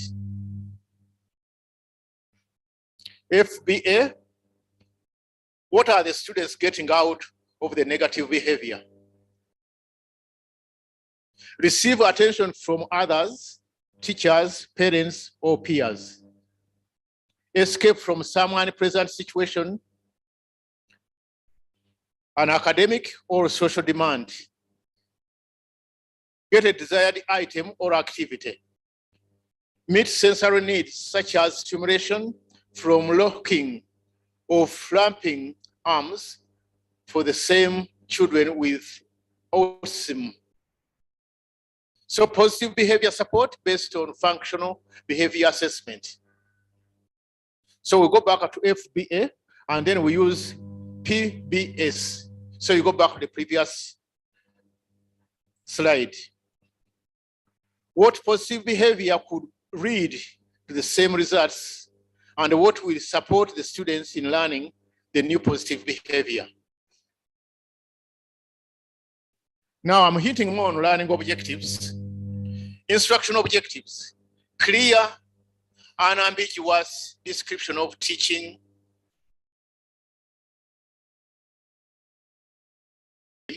for students. 3 parts of good objectives. 1, intended student behavior. What must the students do at the end of what you are teaching them? 2, conditions under which behavior will occur. How will behavior be recognized or tested? 3, criteria for perceptible performance. How well has the student done?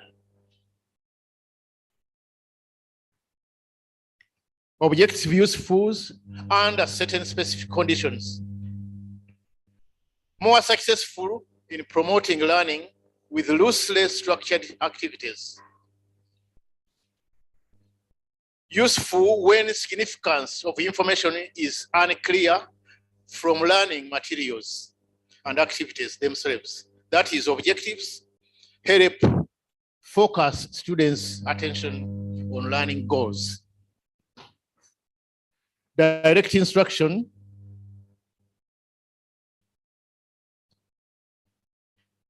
aka explicit teaching and active teaching. Taught step by step, assessed with standardized tests. So we look at Baker's 6 teaching functions of effective direct instruction. We hit it on them: review, check previous workers' work, day's work, present new material, provide a guided practice, give feedback and a corrective based on students' answers, provided independent practice, and review weekly and monthly. Cognitive perspective of learning. Cognitive theory focuses on thinking, learning, and conceptualization and problem solving. Learning is an active mental process, We plan our purposes, use systems to help us remember and organize materials. put the individual back in the learning process. What we bring to the learning situation has a huge influence on how and what we learn. Categorizing knowledge. General knowledge versus domain-specific knowledge. General applies to a variety of situations. Domain-specific relates to particular task or subject. Also categorize knowledge by how it's manifested. Declarative knowledge, how can be declared usually in words. Procedural knowledge, knowing how to do something, knowledge that is demonstrated. Self-regulatory, knowing when and to apply declarative and procedural knowledge. Information processing model. RFUs had the analog between mind and the computer. In other words, information in 3 storage systems. Sensory memory, holding systems that maintain stimuli so that perceptual analysis can occur. Working memory, short-term memory, holds 5 to 9 bits of information at a time, up to 20 seconds. Long-term memory stores huge amount of information for a long period, for time, maybe coded verbally or visually or both. Continue memory again. Reconstruction, memory reconstruction, leads to accurate, partly accurate or inaccurate recalls. Accurate retrieval depends partly on how info was learned.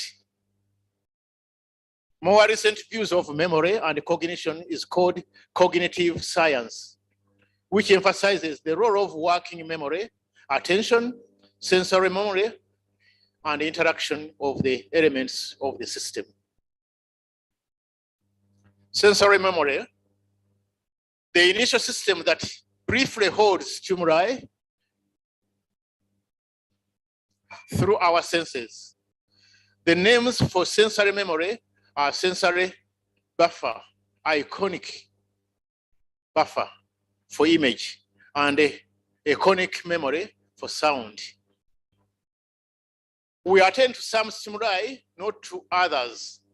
This attention is first step in learning. Teachers' challenge to structure classroom or lecture room environment to get and keep students' attention at outset of the lesson and to keep them focused throughout the class. We shall call it later on anticipatory set, whereby bring people together. And you have seen people in a small meeting or people come to hold workshops here, they will put a candle in the middle and you all sit around it. They are calling for attention. Instead of thinking what you left at home, you are looking at the candle burning, but he's giving you information at the same time. So how do we call for attention? What method do you use to keep people's attention? So we attend to some stimuli and not to others. This attention is first step in learning. Teachers' challenge to structure classroom environment to get and keep students' attention at outset of the lesson and keep them focused throughout the class. Am I doing the same or I lost you already? That's just a question. Working memory is where information is held briefly and a combination of knowledge from long-term memory. Resembles screen of a computer. Content is activated information in the moment of consciousness. Colin, are we at PA when I'm talking about a computer? Or I'm only lecturing about it? Capacity 5 to 9 separate news items at once, or the amount of info we can rehearse in about 1.5 seconds. Recent theories of two working memory systems, one for language-based information, another for non-verbal, partial, spatial, visual information. Retaining info in working memory. Use it, lose it. If info is working memory is not activated, it fades. Two types of rehearsal. Maintenance rehearsal, repeating information in your mind. Elaborative rehearsal, associating the info in something you already know. Info in long-term memory. Not only improves working memory, but also helps channel info from short to long-term memory. Chunking, group or chunk individuals' bits in information into meaningful units. Size doesn't matter, or bits does. Long-term memory holds the information that we move from working memory to indefinite storage. Virtually limited, but not always easy to access specific info if much is stored over a long time. Three main kinds of long-term memory: episodic, associated with particular time and place, personal memories of events of your own life. Procedural, how to do things may take a while, but once learned, such a knowledge is remembered for a long time. Semantic, memory for meaning, general concepts, principles, and their associations. Two important ways of storing semantic memory: image, visual representation, mind's eye, schema, abstract structures, patterns, systems, and scripts. Three ways, storage and retrieval, three ways to facilitate this integration. Elaboration, add meaning to new information by connecting it to existing knowledge. Apply schemas, for instance, make analogs. Elaboration acts like a rehearsal, keeps memory activated longer in working memory, which deepens its imprint into longer memory. Organization, striking information helps you to remember both general ideas and specific examples. Structures help map your way back into info when you need it. Context, we learn a physical and emotional aspect of the context along with information we process within the context. Reprinting context helps recall the information. Metacognition, thinking about thought, thinking about thinking. Individuals' awareness of his or her own cognitive process and how they work. Metacognitive, understanding to regulate learning by planning, deciding how much time to give to the task, what strategies to use, and how to begin. Monitoring, awareness of how much to well I am learning. That one is for you, how much you are on your research. Evaluation, judging about outcomes of thinking and learning effectively of strategies, time allocation, and extra. Metacognitive skills begin to develop at the age of 5 to 7 and generally improve throughout your school life. And remember, those who develop from the cradle up to the grave. Teaching application. Some guiding principles for teaching. Use previous knowledge connections to focus attention and aid a coding. Help students organize material in meaningful chunks. Provide review, repetition, and contextualization. Exercise metacognition skills. Technical application, common techniques consistent with cognitive approaches. Underlining or highlighting. You have seen books which you find which are already highlighted or which are underlined. Underlining helps you to do that. Note taking. Here you might be note taking, but when you go home, you are not making. Visual aids. We were supposed to put some visual aids, but we were caught by time. Memoirs. So there is a way you can facilitate your learning by putting visual images. Constructive perspective on learning. Ancestors, Dewey, Piaget, Vygotsky, Gestalt psychology. All those are ancestors. Read about what they say about learning. Key assumptions. People create or construct knowledge rather than internalize it from the external environment. People create and construct knowledge rather than internalize it from the external environment. Several different approaches to the constructivism. Psychological or individual, that's Piaget. Radical, that's postmodern. And social, that's Vygotsky. So you can separate actually the constructivism by those three individuals. Piaget is more of individual constructivism. Social constructivism is more with Vygotsky, that's his domain. But again, radical is postmodern. And social is Vygotsky per se.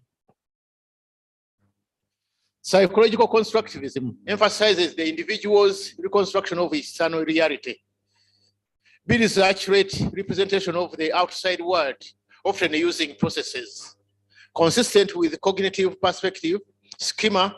For example, knowledge is acquired by transforming, organizing, reorganizing previous knowledge. So we should not study reality and we leave it the way it is. Piaget typically of psychological constructivists. Construction is a rational process generating increasingly complex reasoning as Piaget consequence of developmental stages. Radical constructivism. The external of psychological constructivism, no basis for evaluating it or interpreting any belief is any better or worse than any other.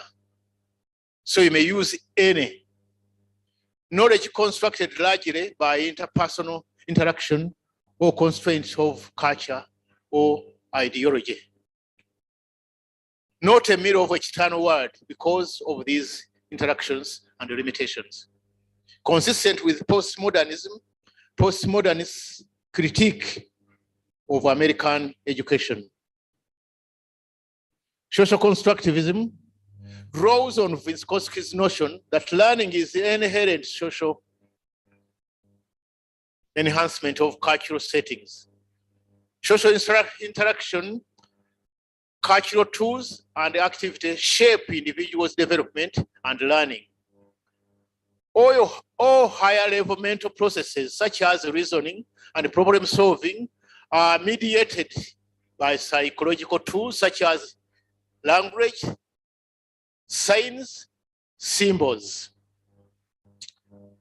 Knowledge, idea, attitudes, and values developed through appropriating the ways of acting and thinking provided by culture. So I said culture is bigger than the way we know it. How knowledge is constructed. The realities and truth of external world direct knowledge construction, information processing. Internal processing such as organization, assimilation, and accommodation direct knowledge construction, that's Piaget. Both the external and internal factors direct knowledge construction, that's Vygotsky.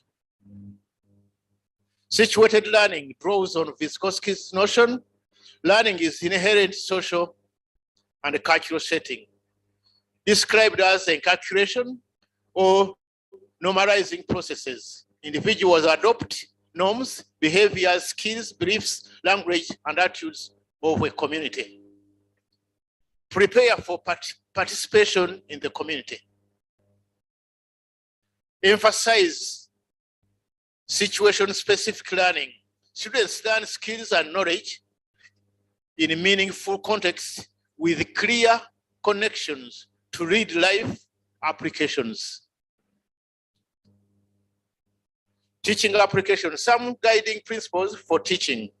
Employ multiple strategies for diverse contexts for learning. Embedded problems in authentic tasks that require students to apply what they are already learning.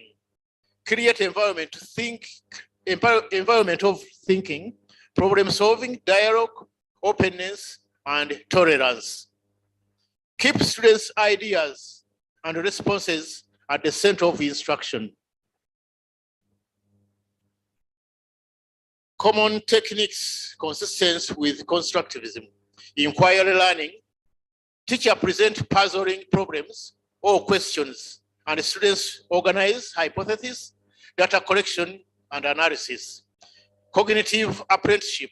Students observe experts, receive coaching, practice to gain proficiency, reflect on progress, and explore new approaches to cognitive tasks.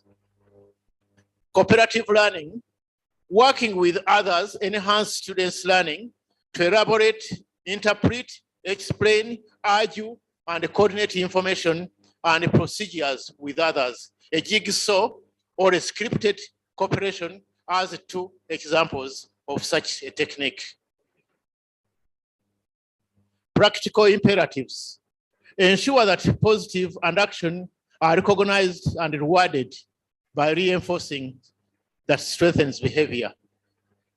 Accompany all punishments with reward for corrective behavior. Emphasize the positive. Match instruction to learning goals. Direct teaching with useful when students have limited knowledge.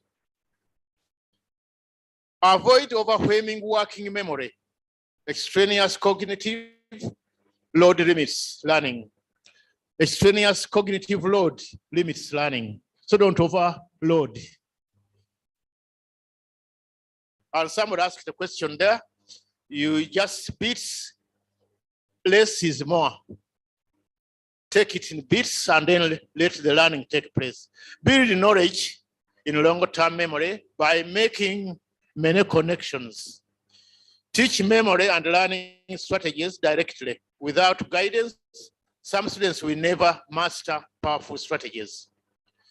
Create situations in which students actively construct meaning. You can do that one theoretically and in the studio. Position students at the center of learning, build on their knowledge and interests. Now we are going to begin that game. We are soon winding up. I can put these ones down. I can just stand and move. Now I mentioned that M stands for monitoring and adjusting. As you enter the classroom, do the monitoring and adjusting. And know where the students are. And again, strategically set your objective in the correct level of difficulty. As soon as you enter the lecture room or studio or lab, know where the students are. The U use the principles of learning, and that's the behaviorism. Motivation, use the principles of learning. The S, set the objectives at the correct level of difficulty. The first T, you teach or you lecture according to the objectives.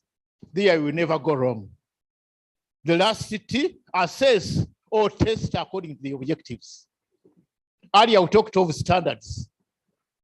Teach according to the standards, set the objectives according to the standards. But that's the must of lecturing. And if you go to say lecture, if you are a dean or a head of department or academic registrar or an administrator and you would like to see if somebody is teaching, is he doing any of those? You can walk out after you have detected those. On your left, you can go out, you have attended the whole lecture. As he teaches, is he monitoring and adjusting?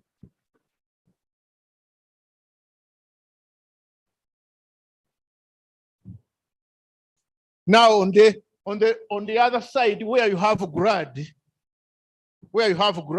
you will get that one. You can enter with the grad again in the lecture room and spend 10 minutes only checking on only those letters. And you walk out and you shall have evaluated the teacher properly. We covered that one under Master Learning, a California program that teaches people for master teaching and master learning, supervising for the improvement of instruction. Now, grad, you are hired as a lecturer to give you information. You are coming with content, give that content. That's why you are hired. Give you information. So if I enter and I discover that you are not giving information, there is a problem.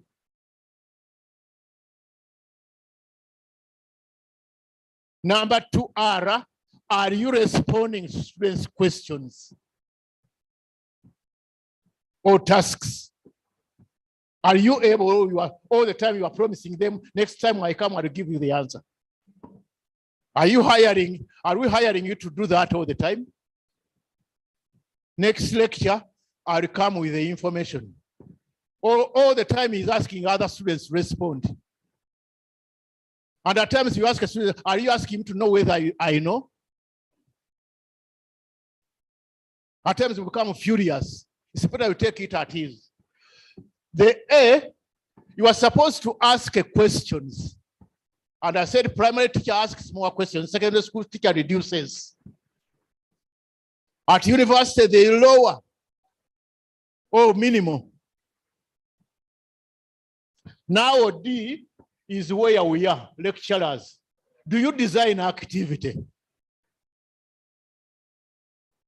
Do you design activity? And by that, I'm just going to design activity now.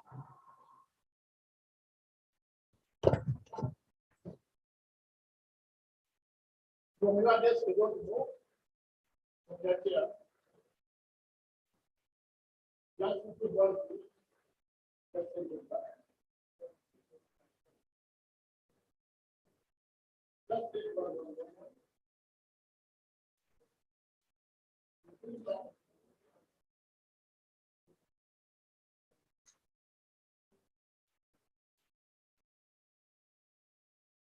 Now I want to say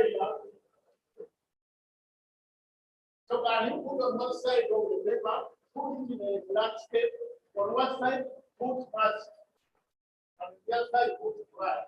Don't put it on the paper. Okay.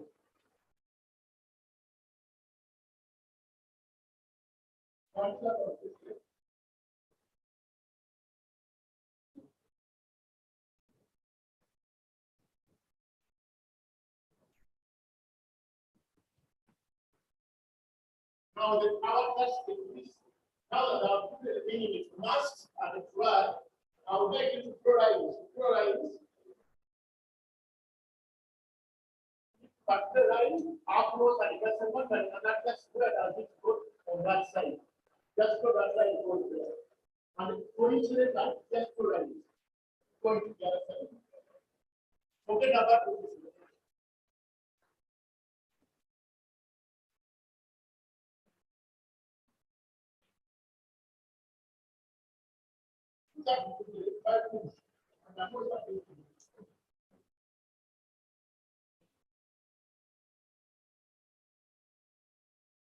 So you keep taking there. Just find it.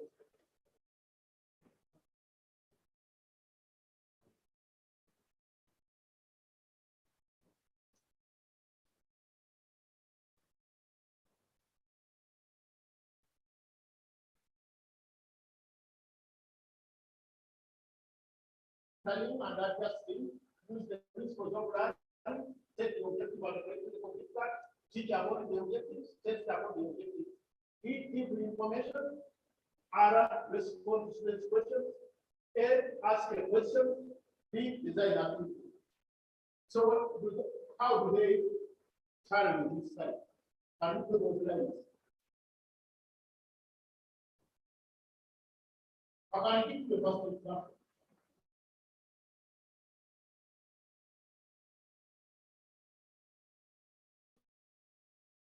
Yeah, they don't do that. When I'm looking at that, just so that's what I now. And what I am not saying.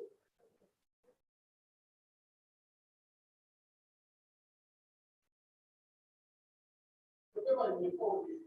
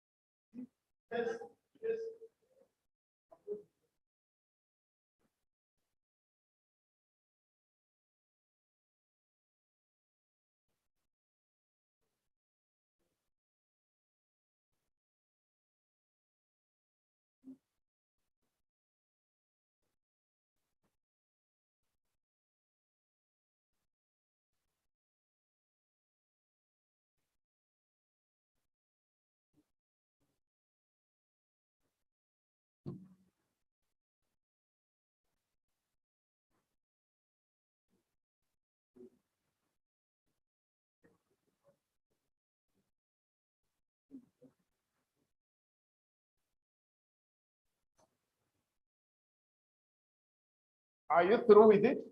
Who can come and demonstrate that?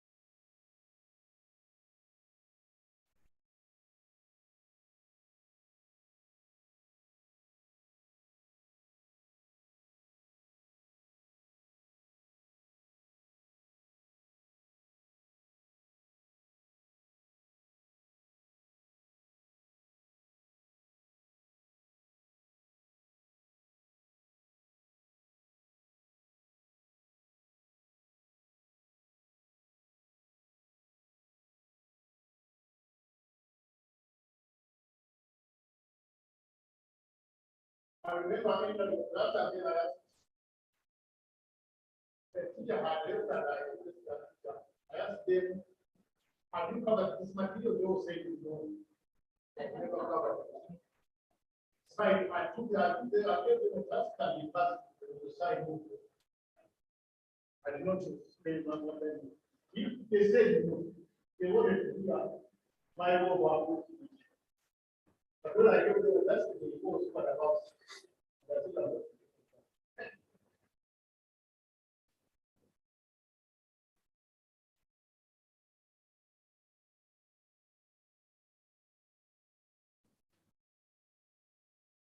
So before I move the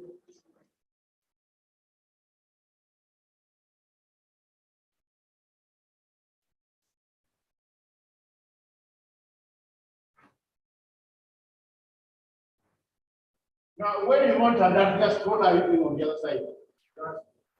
Hmm?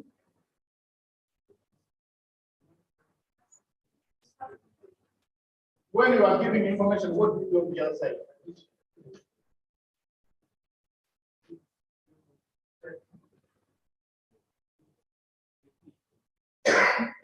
So where does it go?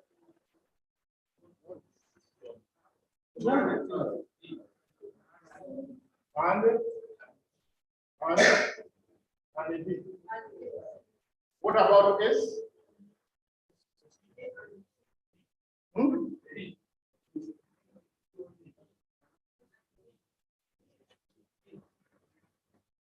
So I would like you to think through, but now I'm taking it to another higher level. When you are through with that, I'm taking to a higher level. Let's go through this. When a lecturer enters again a lecture room or a studio in a lab,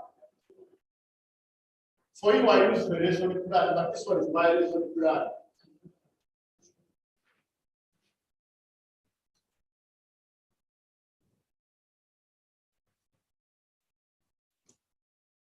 I may come out with this chair. So I may hold this chair up. One more that's about situation. I may come out with this chair. And I may just say, have you ever seen a chair? They will say yes. And you have one in front of you, you have one next to you. And I just say, at the end of this lecture, we shall know how to grow a chair. I'm talking about now and Instructional Equity. I'm posing a mental state. There's a way you talk to the class and you hold their attention. When you come with a page, when you come with a human being, you just say, have you ever grown a human being? At the end of this practical, you have a human being. That's the human being comes to say to us.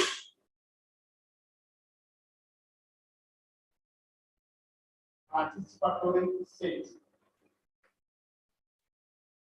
Something you anticipate, it has not the objective, but again, you may recall what you have covered. Last time, you may just say last time we spoke something else, but this time we are now planning to go this way. So we started this, but this time there you are going to the state. Anticipatory state. Go backward and then to the present. So the word anticipatory is that level anticipatory state. You are posing a mental state.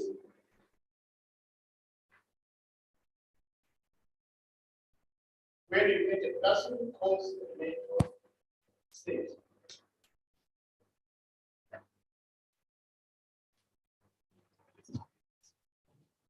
You call the mental state, please.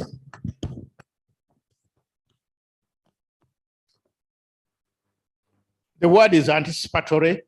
What the anticipate, you may use previous learning based again in connection with the new learning. Now, the next step is setting the objective at the correct level of difficulty. So it tallies with the S on this side. Even a mental set, it tallies with another letter somewhere. You are paid to give input, to give content. So input is now here. You are paid to do that in a lecture room. You are hired to do that. Otherwise, you are fired.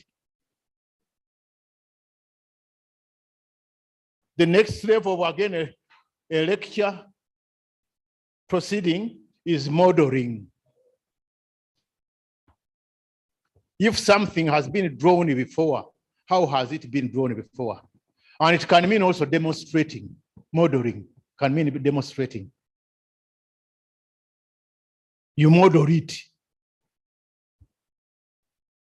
And you can ask a student whom you know that he is very good to come and model you have. But if you are sure of him, otherwise you are causing a kind of motor sin, a pedagogical motor sin. Be sure of the student. You might have rehearsed with the student and he should have shown to you that he's very good, to ask him to do the modeling. The next step, check for understanding.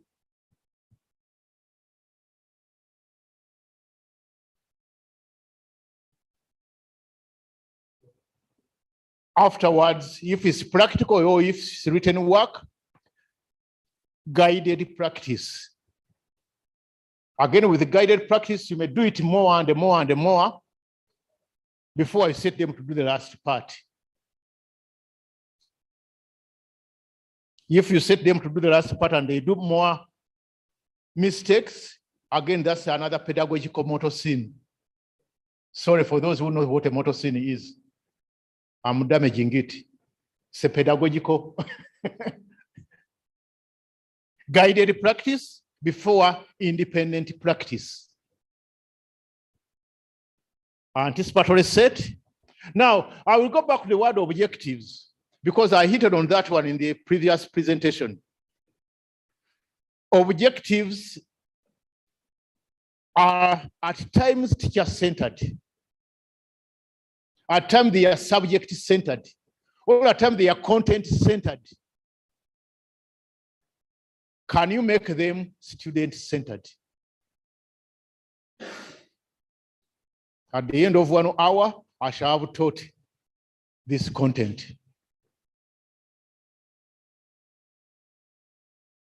Change it and just say, students shall have been introduced to this new material, or they should have learned. There may be objectives or objective or objectives. And I add the word purpose. The word purpose is the same as the relevance. Yes, please. Yes.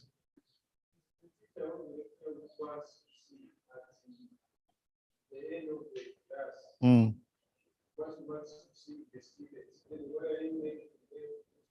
What will the student be able to perform at the end of that learning? What will the student be able to perform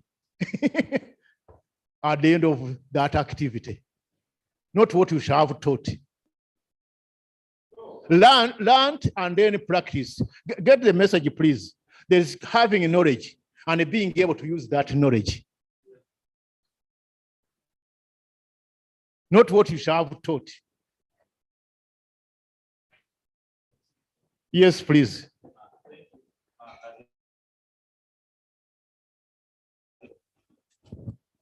Thank you very much, Prof. It is the learner, in the use of the learner-centered approach. I know Professor talked about some learning perspective on that is humanistic in nature. Carl Rogers looks at the student-centered, the learner-centered. We would like the learner by the end of this lesson for you to have known, not for me to teach and finish my content, but you should have known how to match the must against the God. But for me, I'll teach my must against the God in 3-5 minutes and I go. But have you mastered that? That's what the professor is saying, that the objectives must be student-centered. Thank you. You are bailing the student out of where he is. I wouldn't like to call it misery. And our core business is teaching and learning, but again, the learning aspect takes an upper hand. Our purpose of being at the university is the student. We wouldn't be here, seated here, if you were not here. And I remember a lecturer, the first lecture, that was 1985. His first statement, he said to us that you are meaningful to me. Without you, I would have been employed here. Without you, if you are not here, I wouldn't have been employed here. Without you, you mean a lot to me. That's the way he started his talk to us. You mean a lot to me. You are valuable. You are the big asset. Yes, please. Where it said that learning, teaching will not have taken place. Learning, teaching will not have been there. Learning has taken place without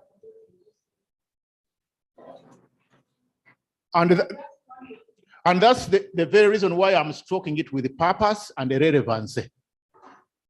And I gave earlier an example whereby I said, students out there, they walk out of your lecture room. When you mention the relevance, when you are giving out the course outline, if what they are going to learn is not going to benefit them, they move out of your class and they sign up for another course for that semester. The relevance part. Why do you teach what you teach? Why do you learn what you learn? Students ask themselves, should I take this course? Why should I take it? It's unlike the Luganda word akutwala ekiro.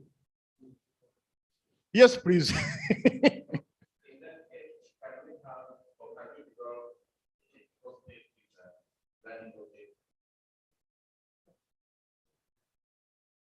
Yes, but again, objectives will remain objectives. Now, why are you here? If I'm irrelevant to you, in other words, if what you are picking for me is not going to make you more a meaning, why are you here? Are you being deceived to this level, like the pastor who disappeared with the followers? And they all vanished. We don't know where they are.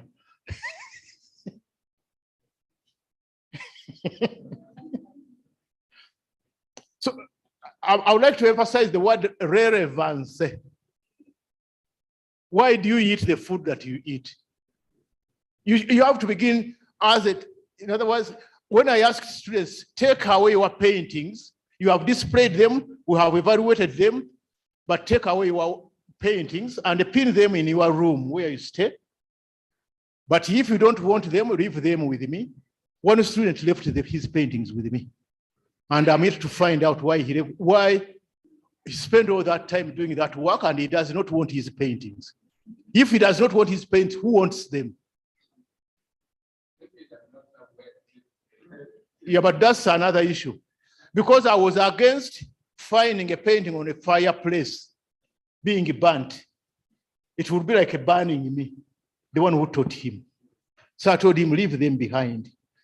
Yes. Yes. Yes.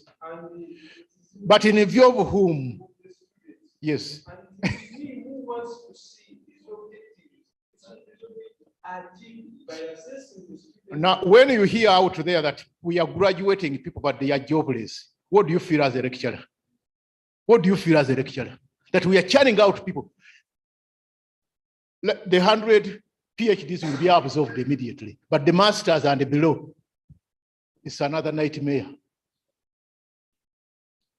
So why do you teach what you teach? And set the objectives of that group. That's the big question I'm asking you. Yes, Horo. Prof, I just want to say that in response to what you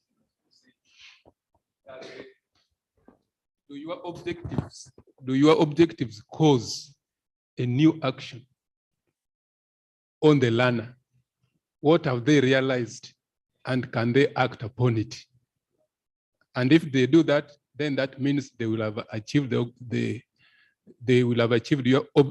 objectives, and therefore your teachings have been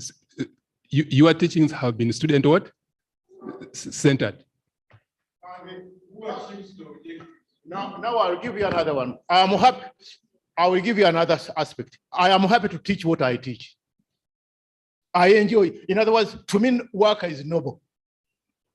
So their objectives are also my objectives.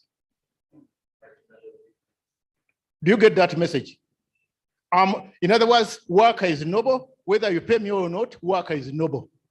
That's a value which we pick from the context where we started. I love the job that I do. And when I say I have a PhD in art, that's the discipline where I belong, and I'm proud to be an artist, not a physicist.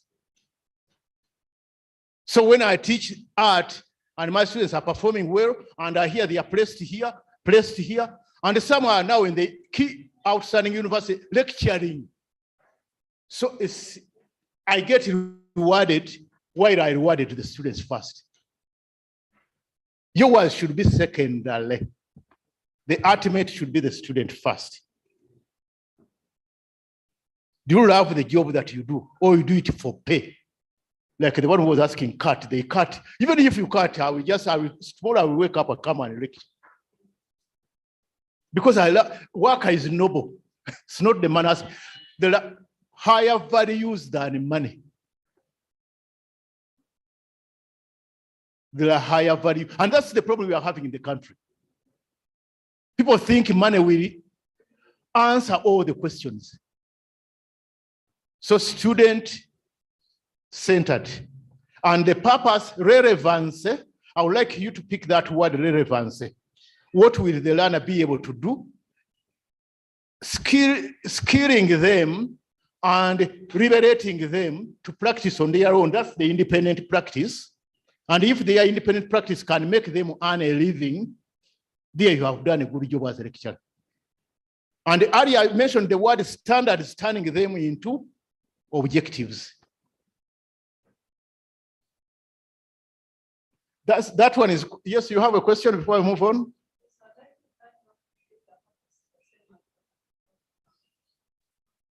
Yes, it's the same. It's like in your research, we ask you what will be your contribution to knowledge. We go beyond and just say what will be your contribution to knowledge. And the purpose of the study, you mention it, that you are, we put this one in place. So some terminologies we are using here, they are also crucial for your PhD studies. Yes, please. The objectives are also competences. Competences.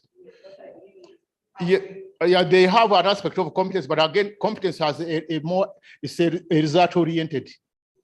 Yes.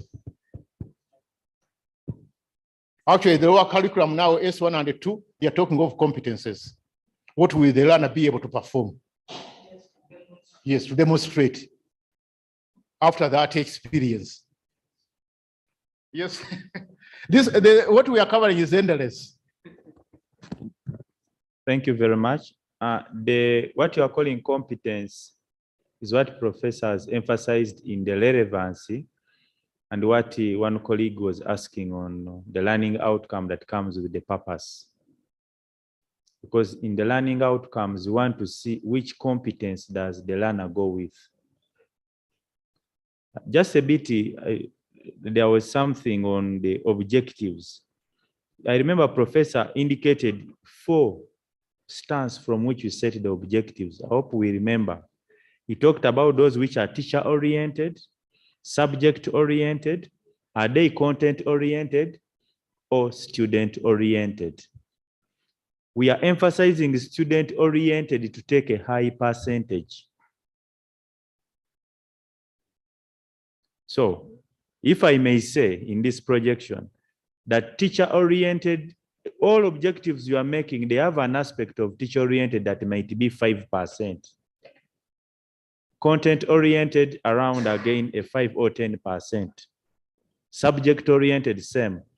But student-oriented oscillates between 70 to 85%.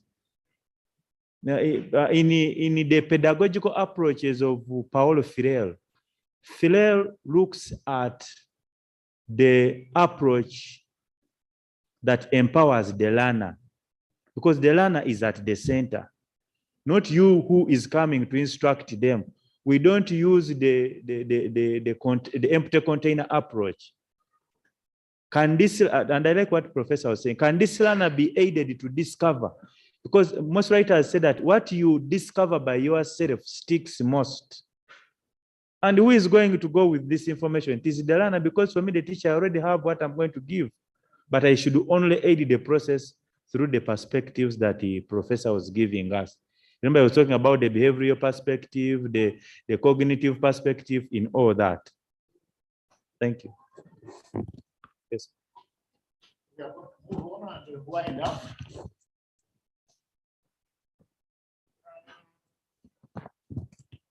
Can we move ourselves into groups of six? Just groups of six so that we wind up. When you are 6, you form a group. Yeah.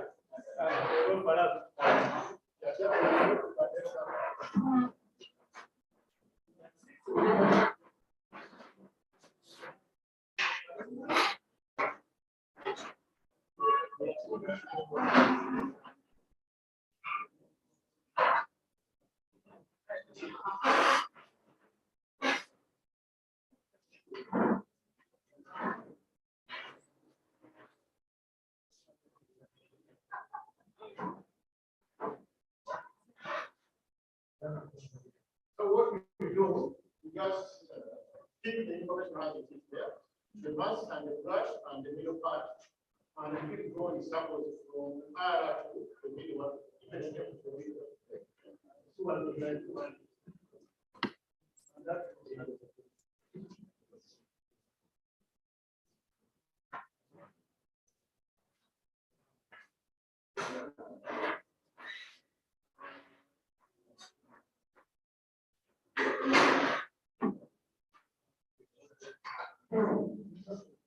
just move that information on the card running from the end to the middle. Where we have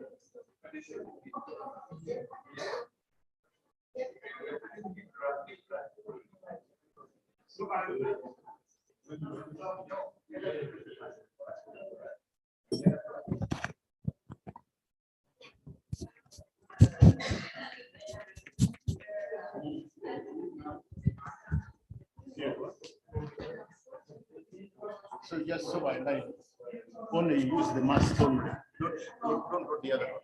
Just use the mask side here. Okay. Do the right.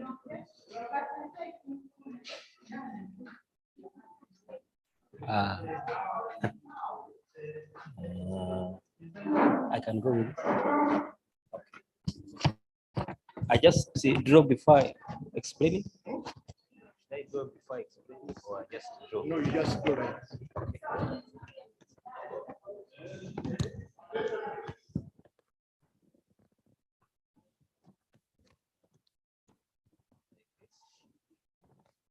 Wait.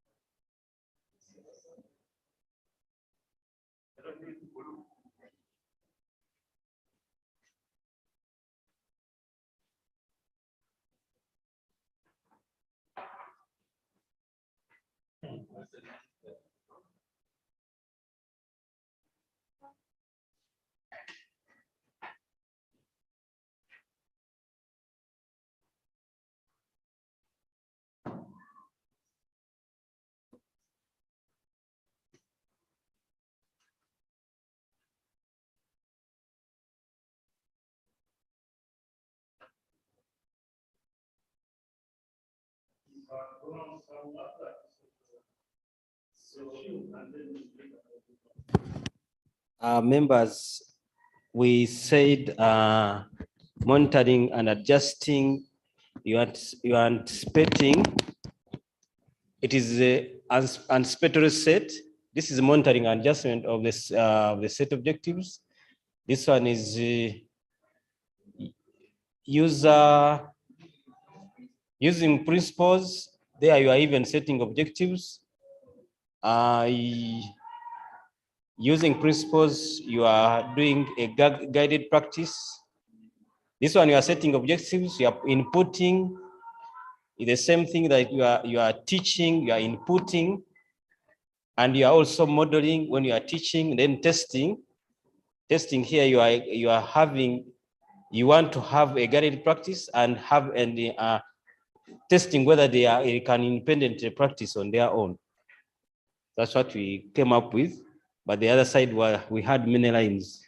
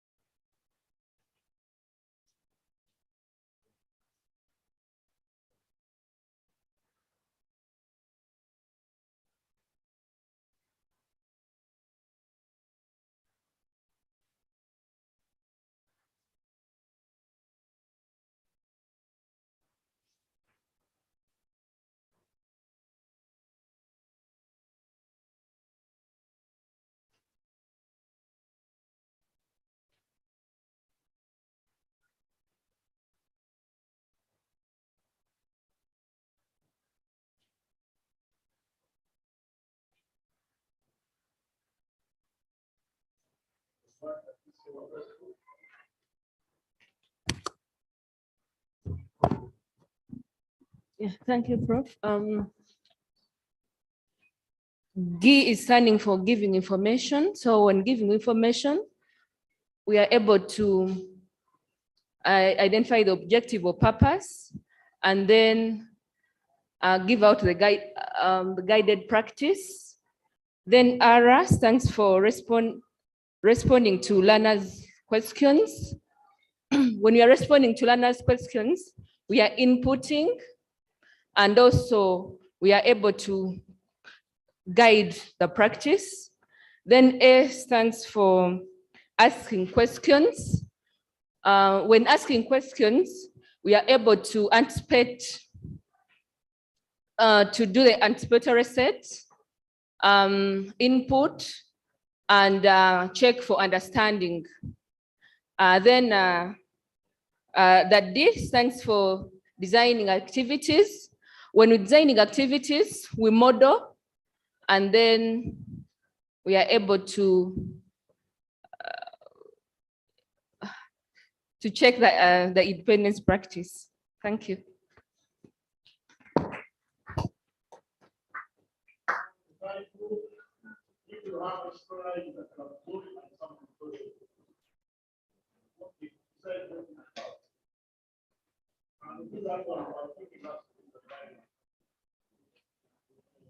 On both sides.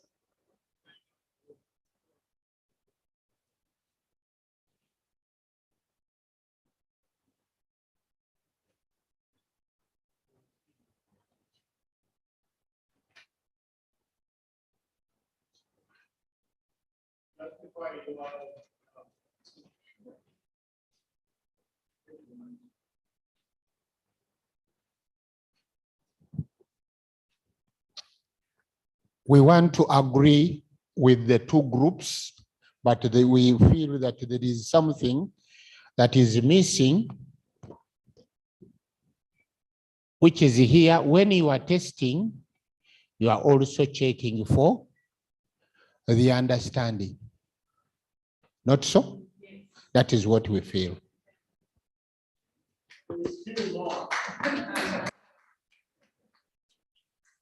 And let's show us where.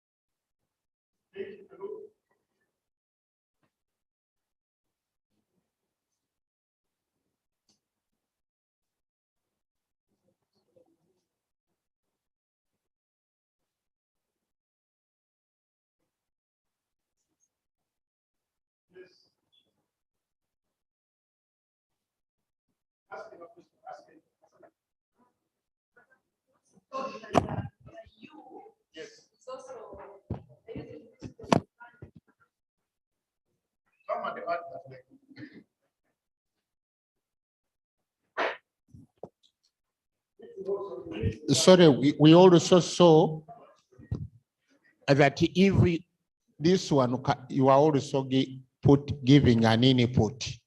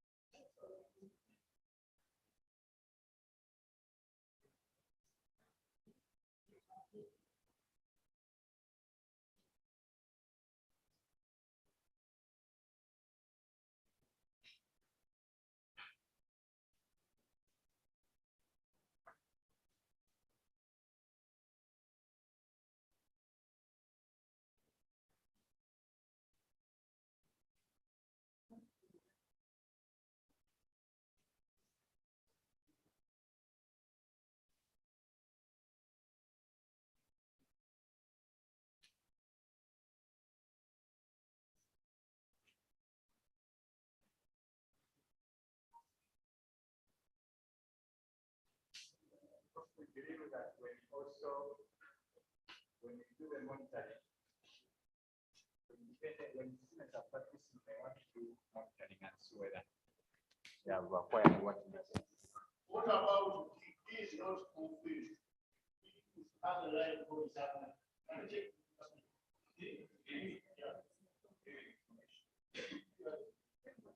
Or she as a judge.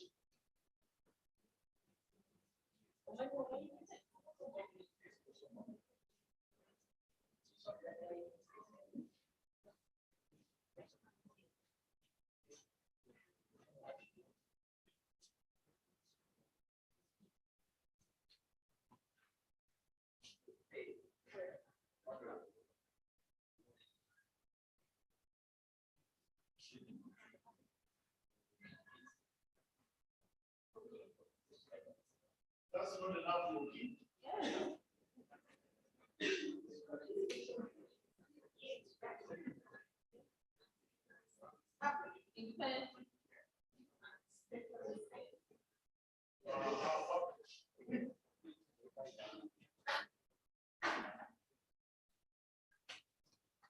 So I don't have process.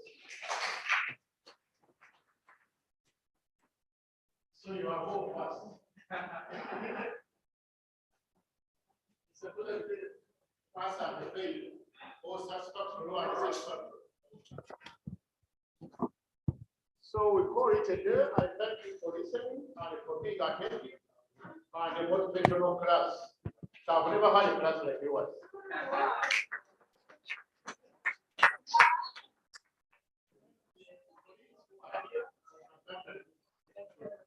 And the technical team, thank you for it. Professor, thank you so much for the presentation.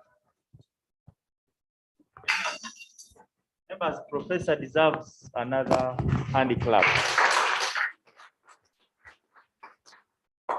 I have liked the exercise because the exercise is bringing out the aspect you people were talking about, the student-centered approach.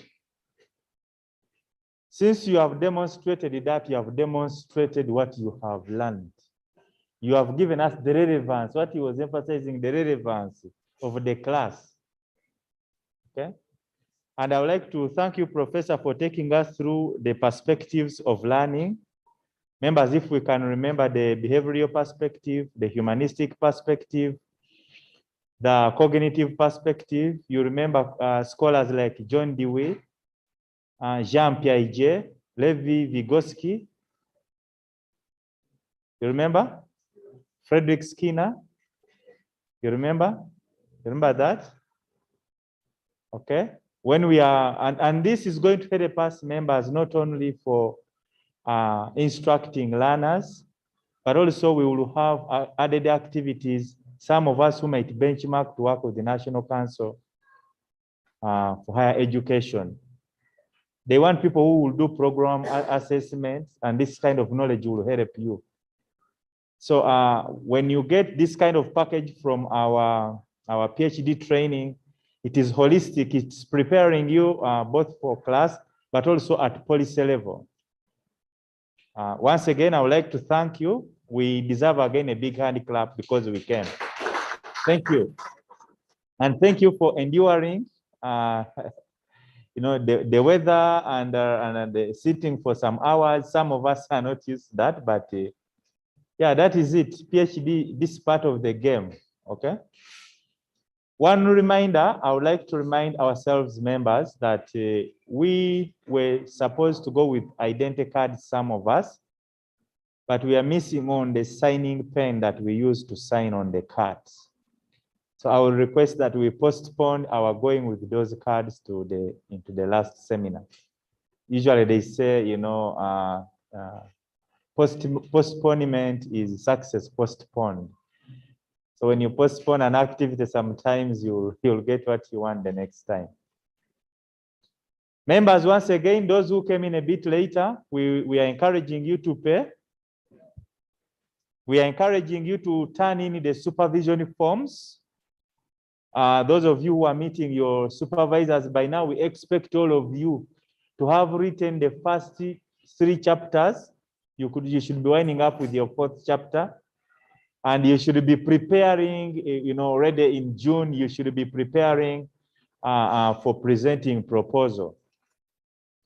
Members, when you present your proposal, is a clear sign that you have finished successfully first year. You might be in first year for years if you have not presented the proposal. It's a quick reminder, yes. So some of us who registered as we got the endeavor to present your proposal, okay? All right, members. So thank you for coming. We book you for the next, for the 10th seminar. And according to our record, you remember we said the 10th seminar will take place when? 20 when? I'm saying 20, reminding you that it has been adjusted from 24th to 10th June. Okay? And we expect at least to you should have cleared the to 0 balance, not so. Okay? Anybody with a question or a pending concern, and the professors that are here, if you have something to communicate to our promising group, these are our prospective doctoral candidates. Professor Mande, you have. We should drink from the source of knowledge from Professor Mande. Yes.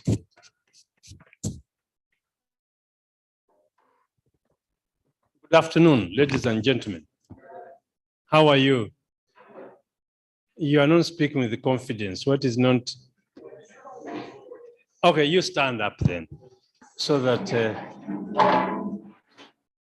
stand up and make 3 moves that you first made when you went to a dancing hall for the first time. I would like to see. Okay, when you first danced, you may not have known that it was a dancing hall.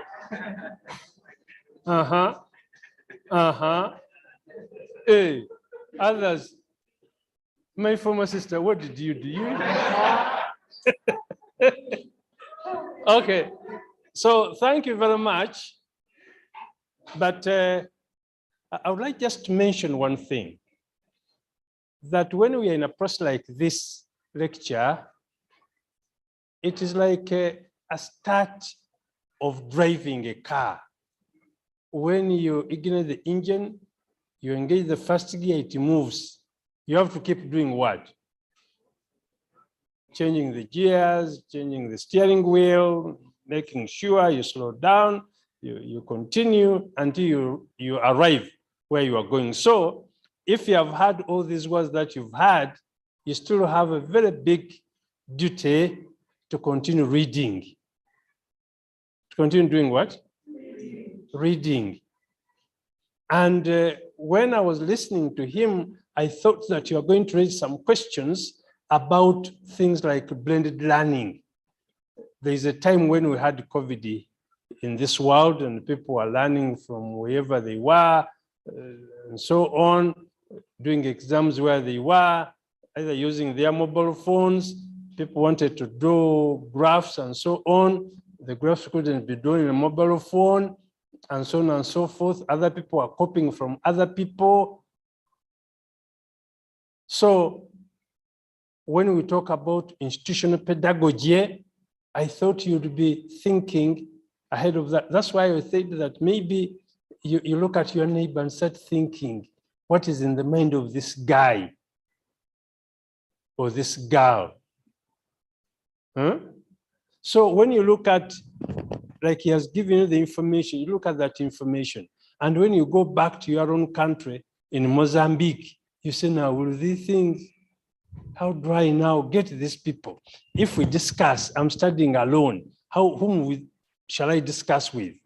Who will cross-check what I'm doing and so on? So it is important for us to know that we have been set off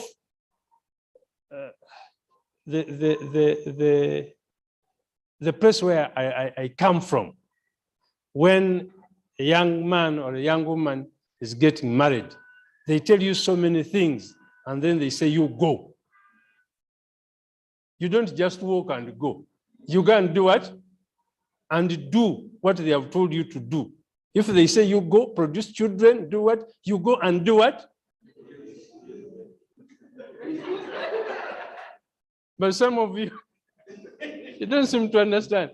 If Professor Iga says you go, please get these things, go and do them. If he has given you those templates, you go and put them in what? In practice. If you don't put them in practice, people ask what happened, and it will be very difficult. But otherwise, please follow what the academic registrar has told you. Come back for the other seminar. Those who have not paid, by the way, if you pay, you lessen the burden. Because I've been supervising students, and the students realizes at the end he has almost 20 million to pay and says, where do I start from?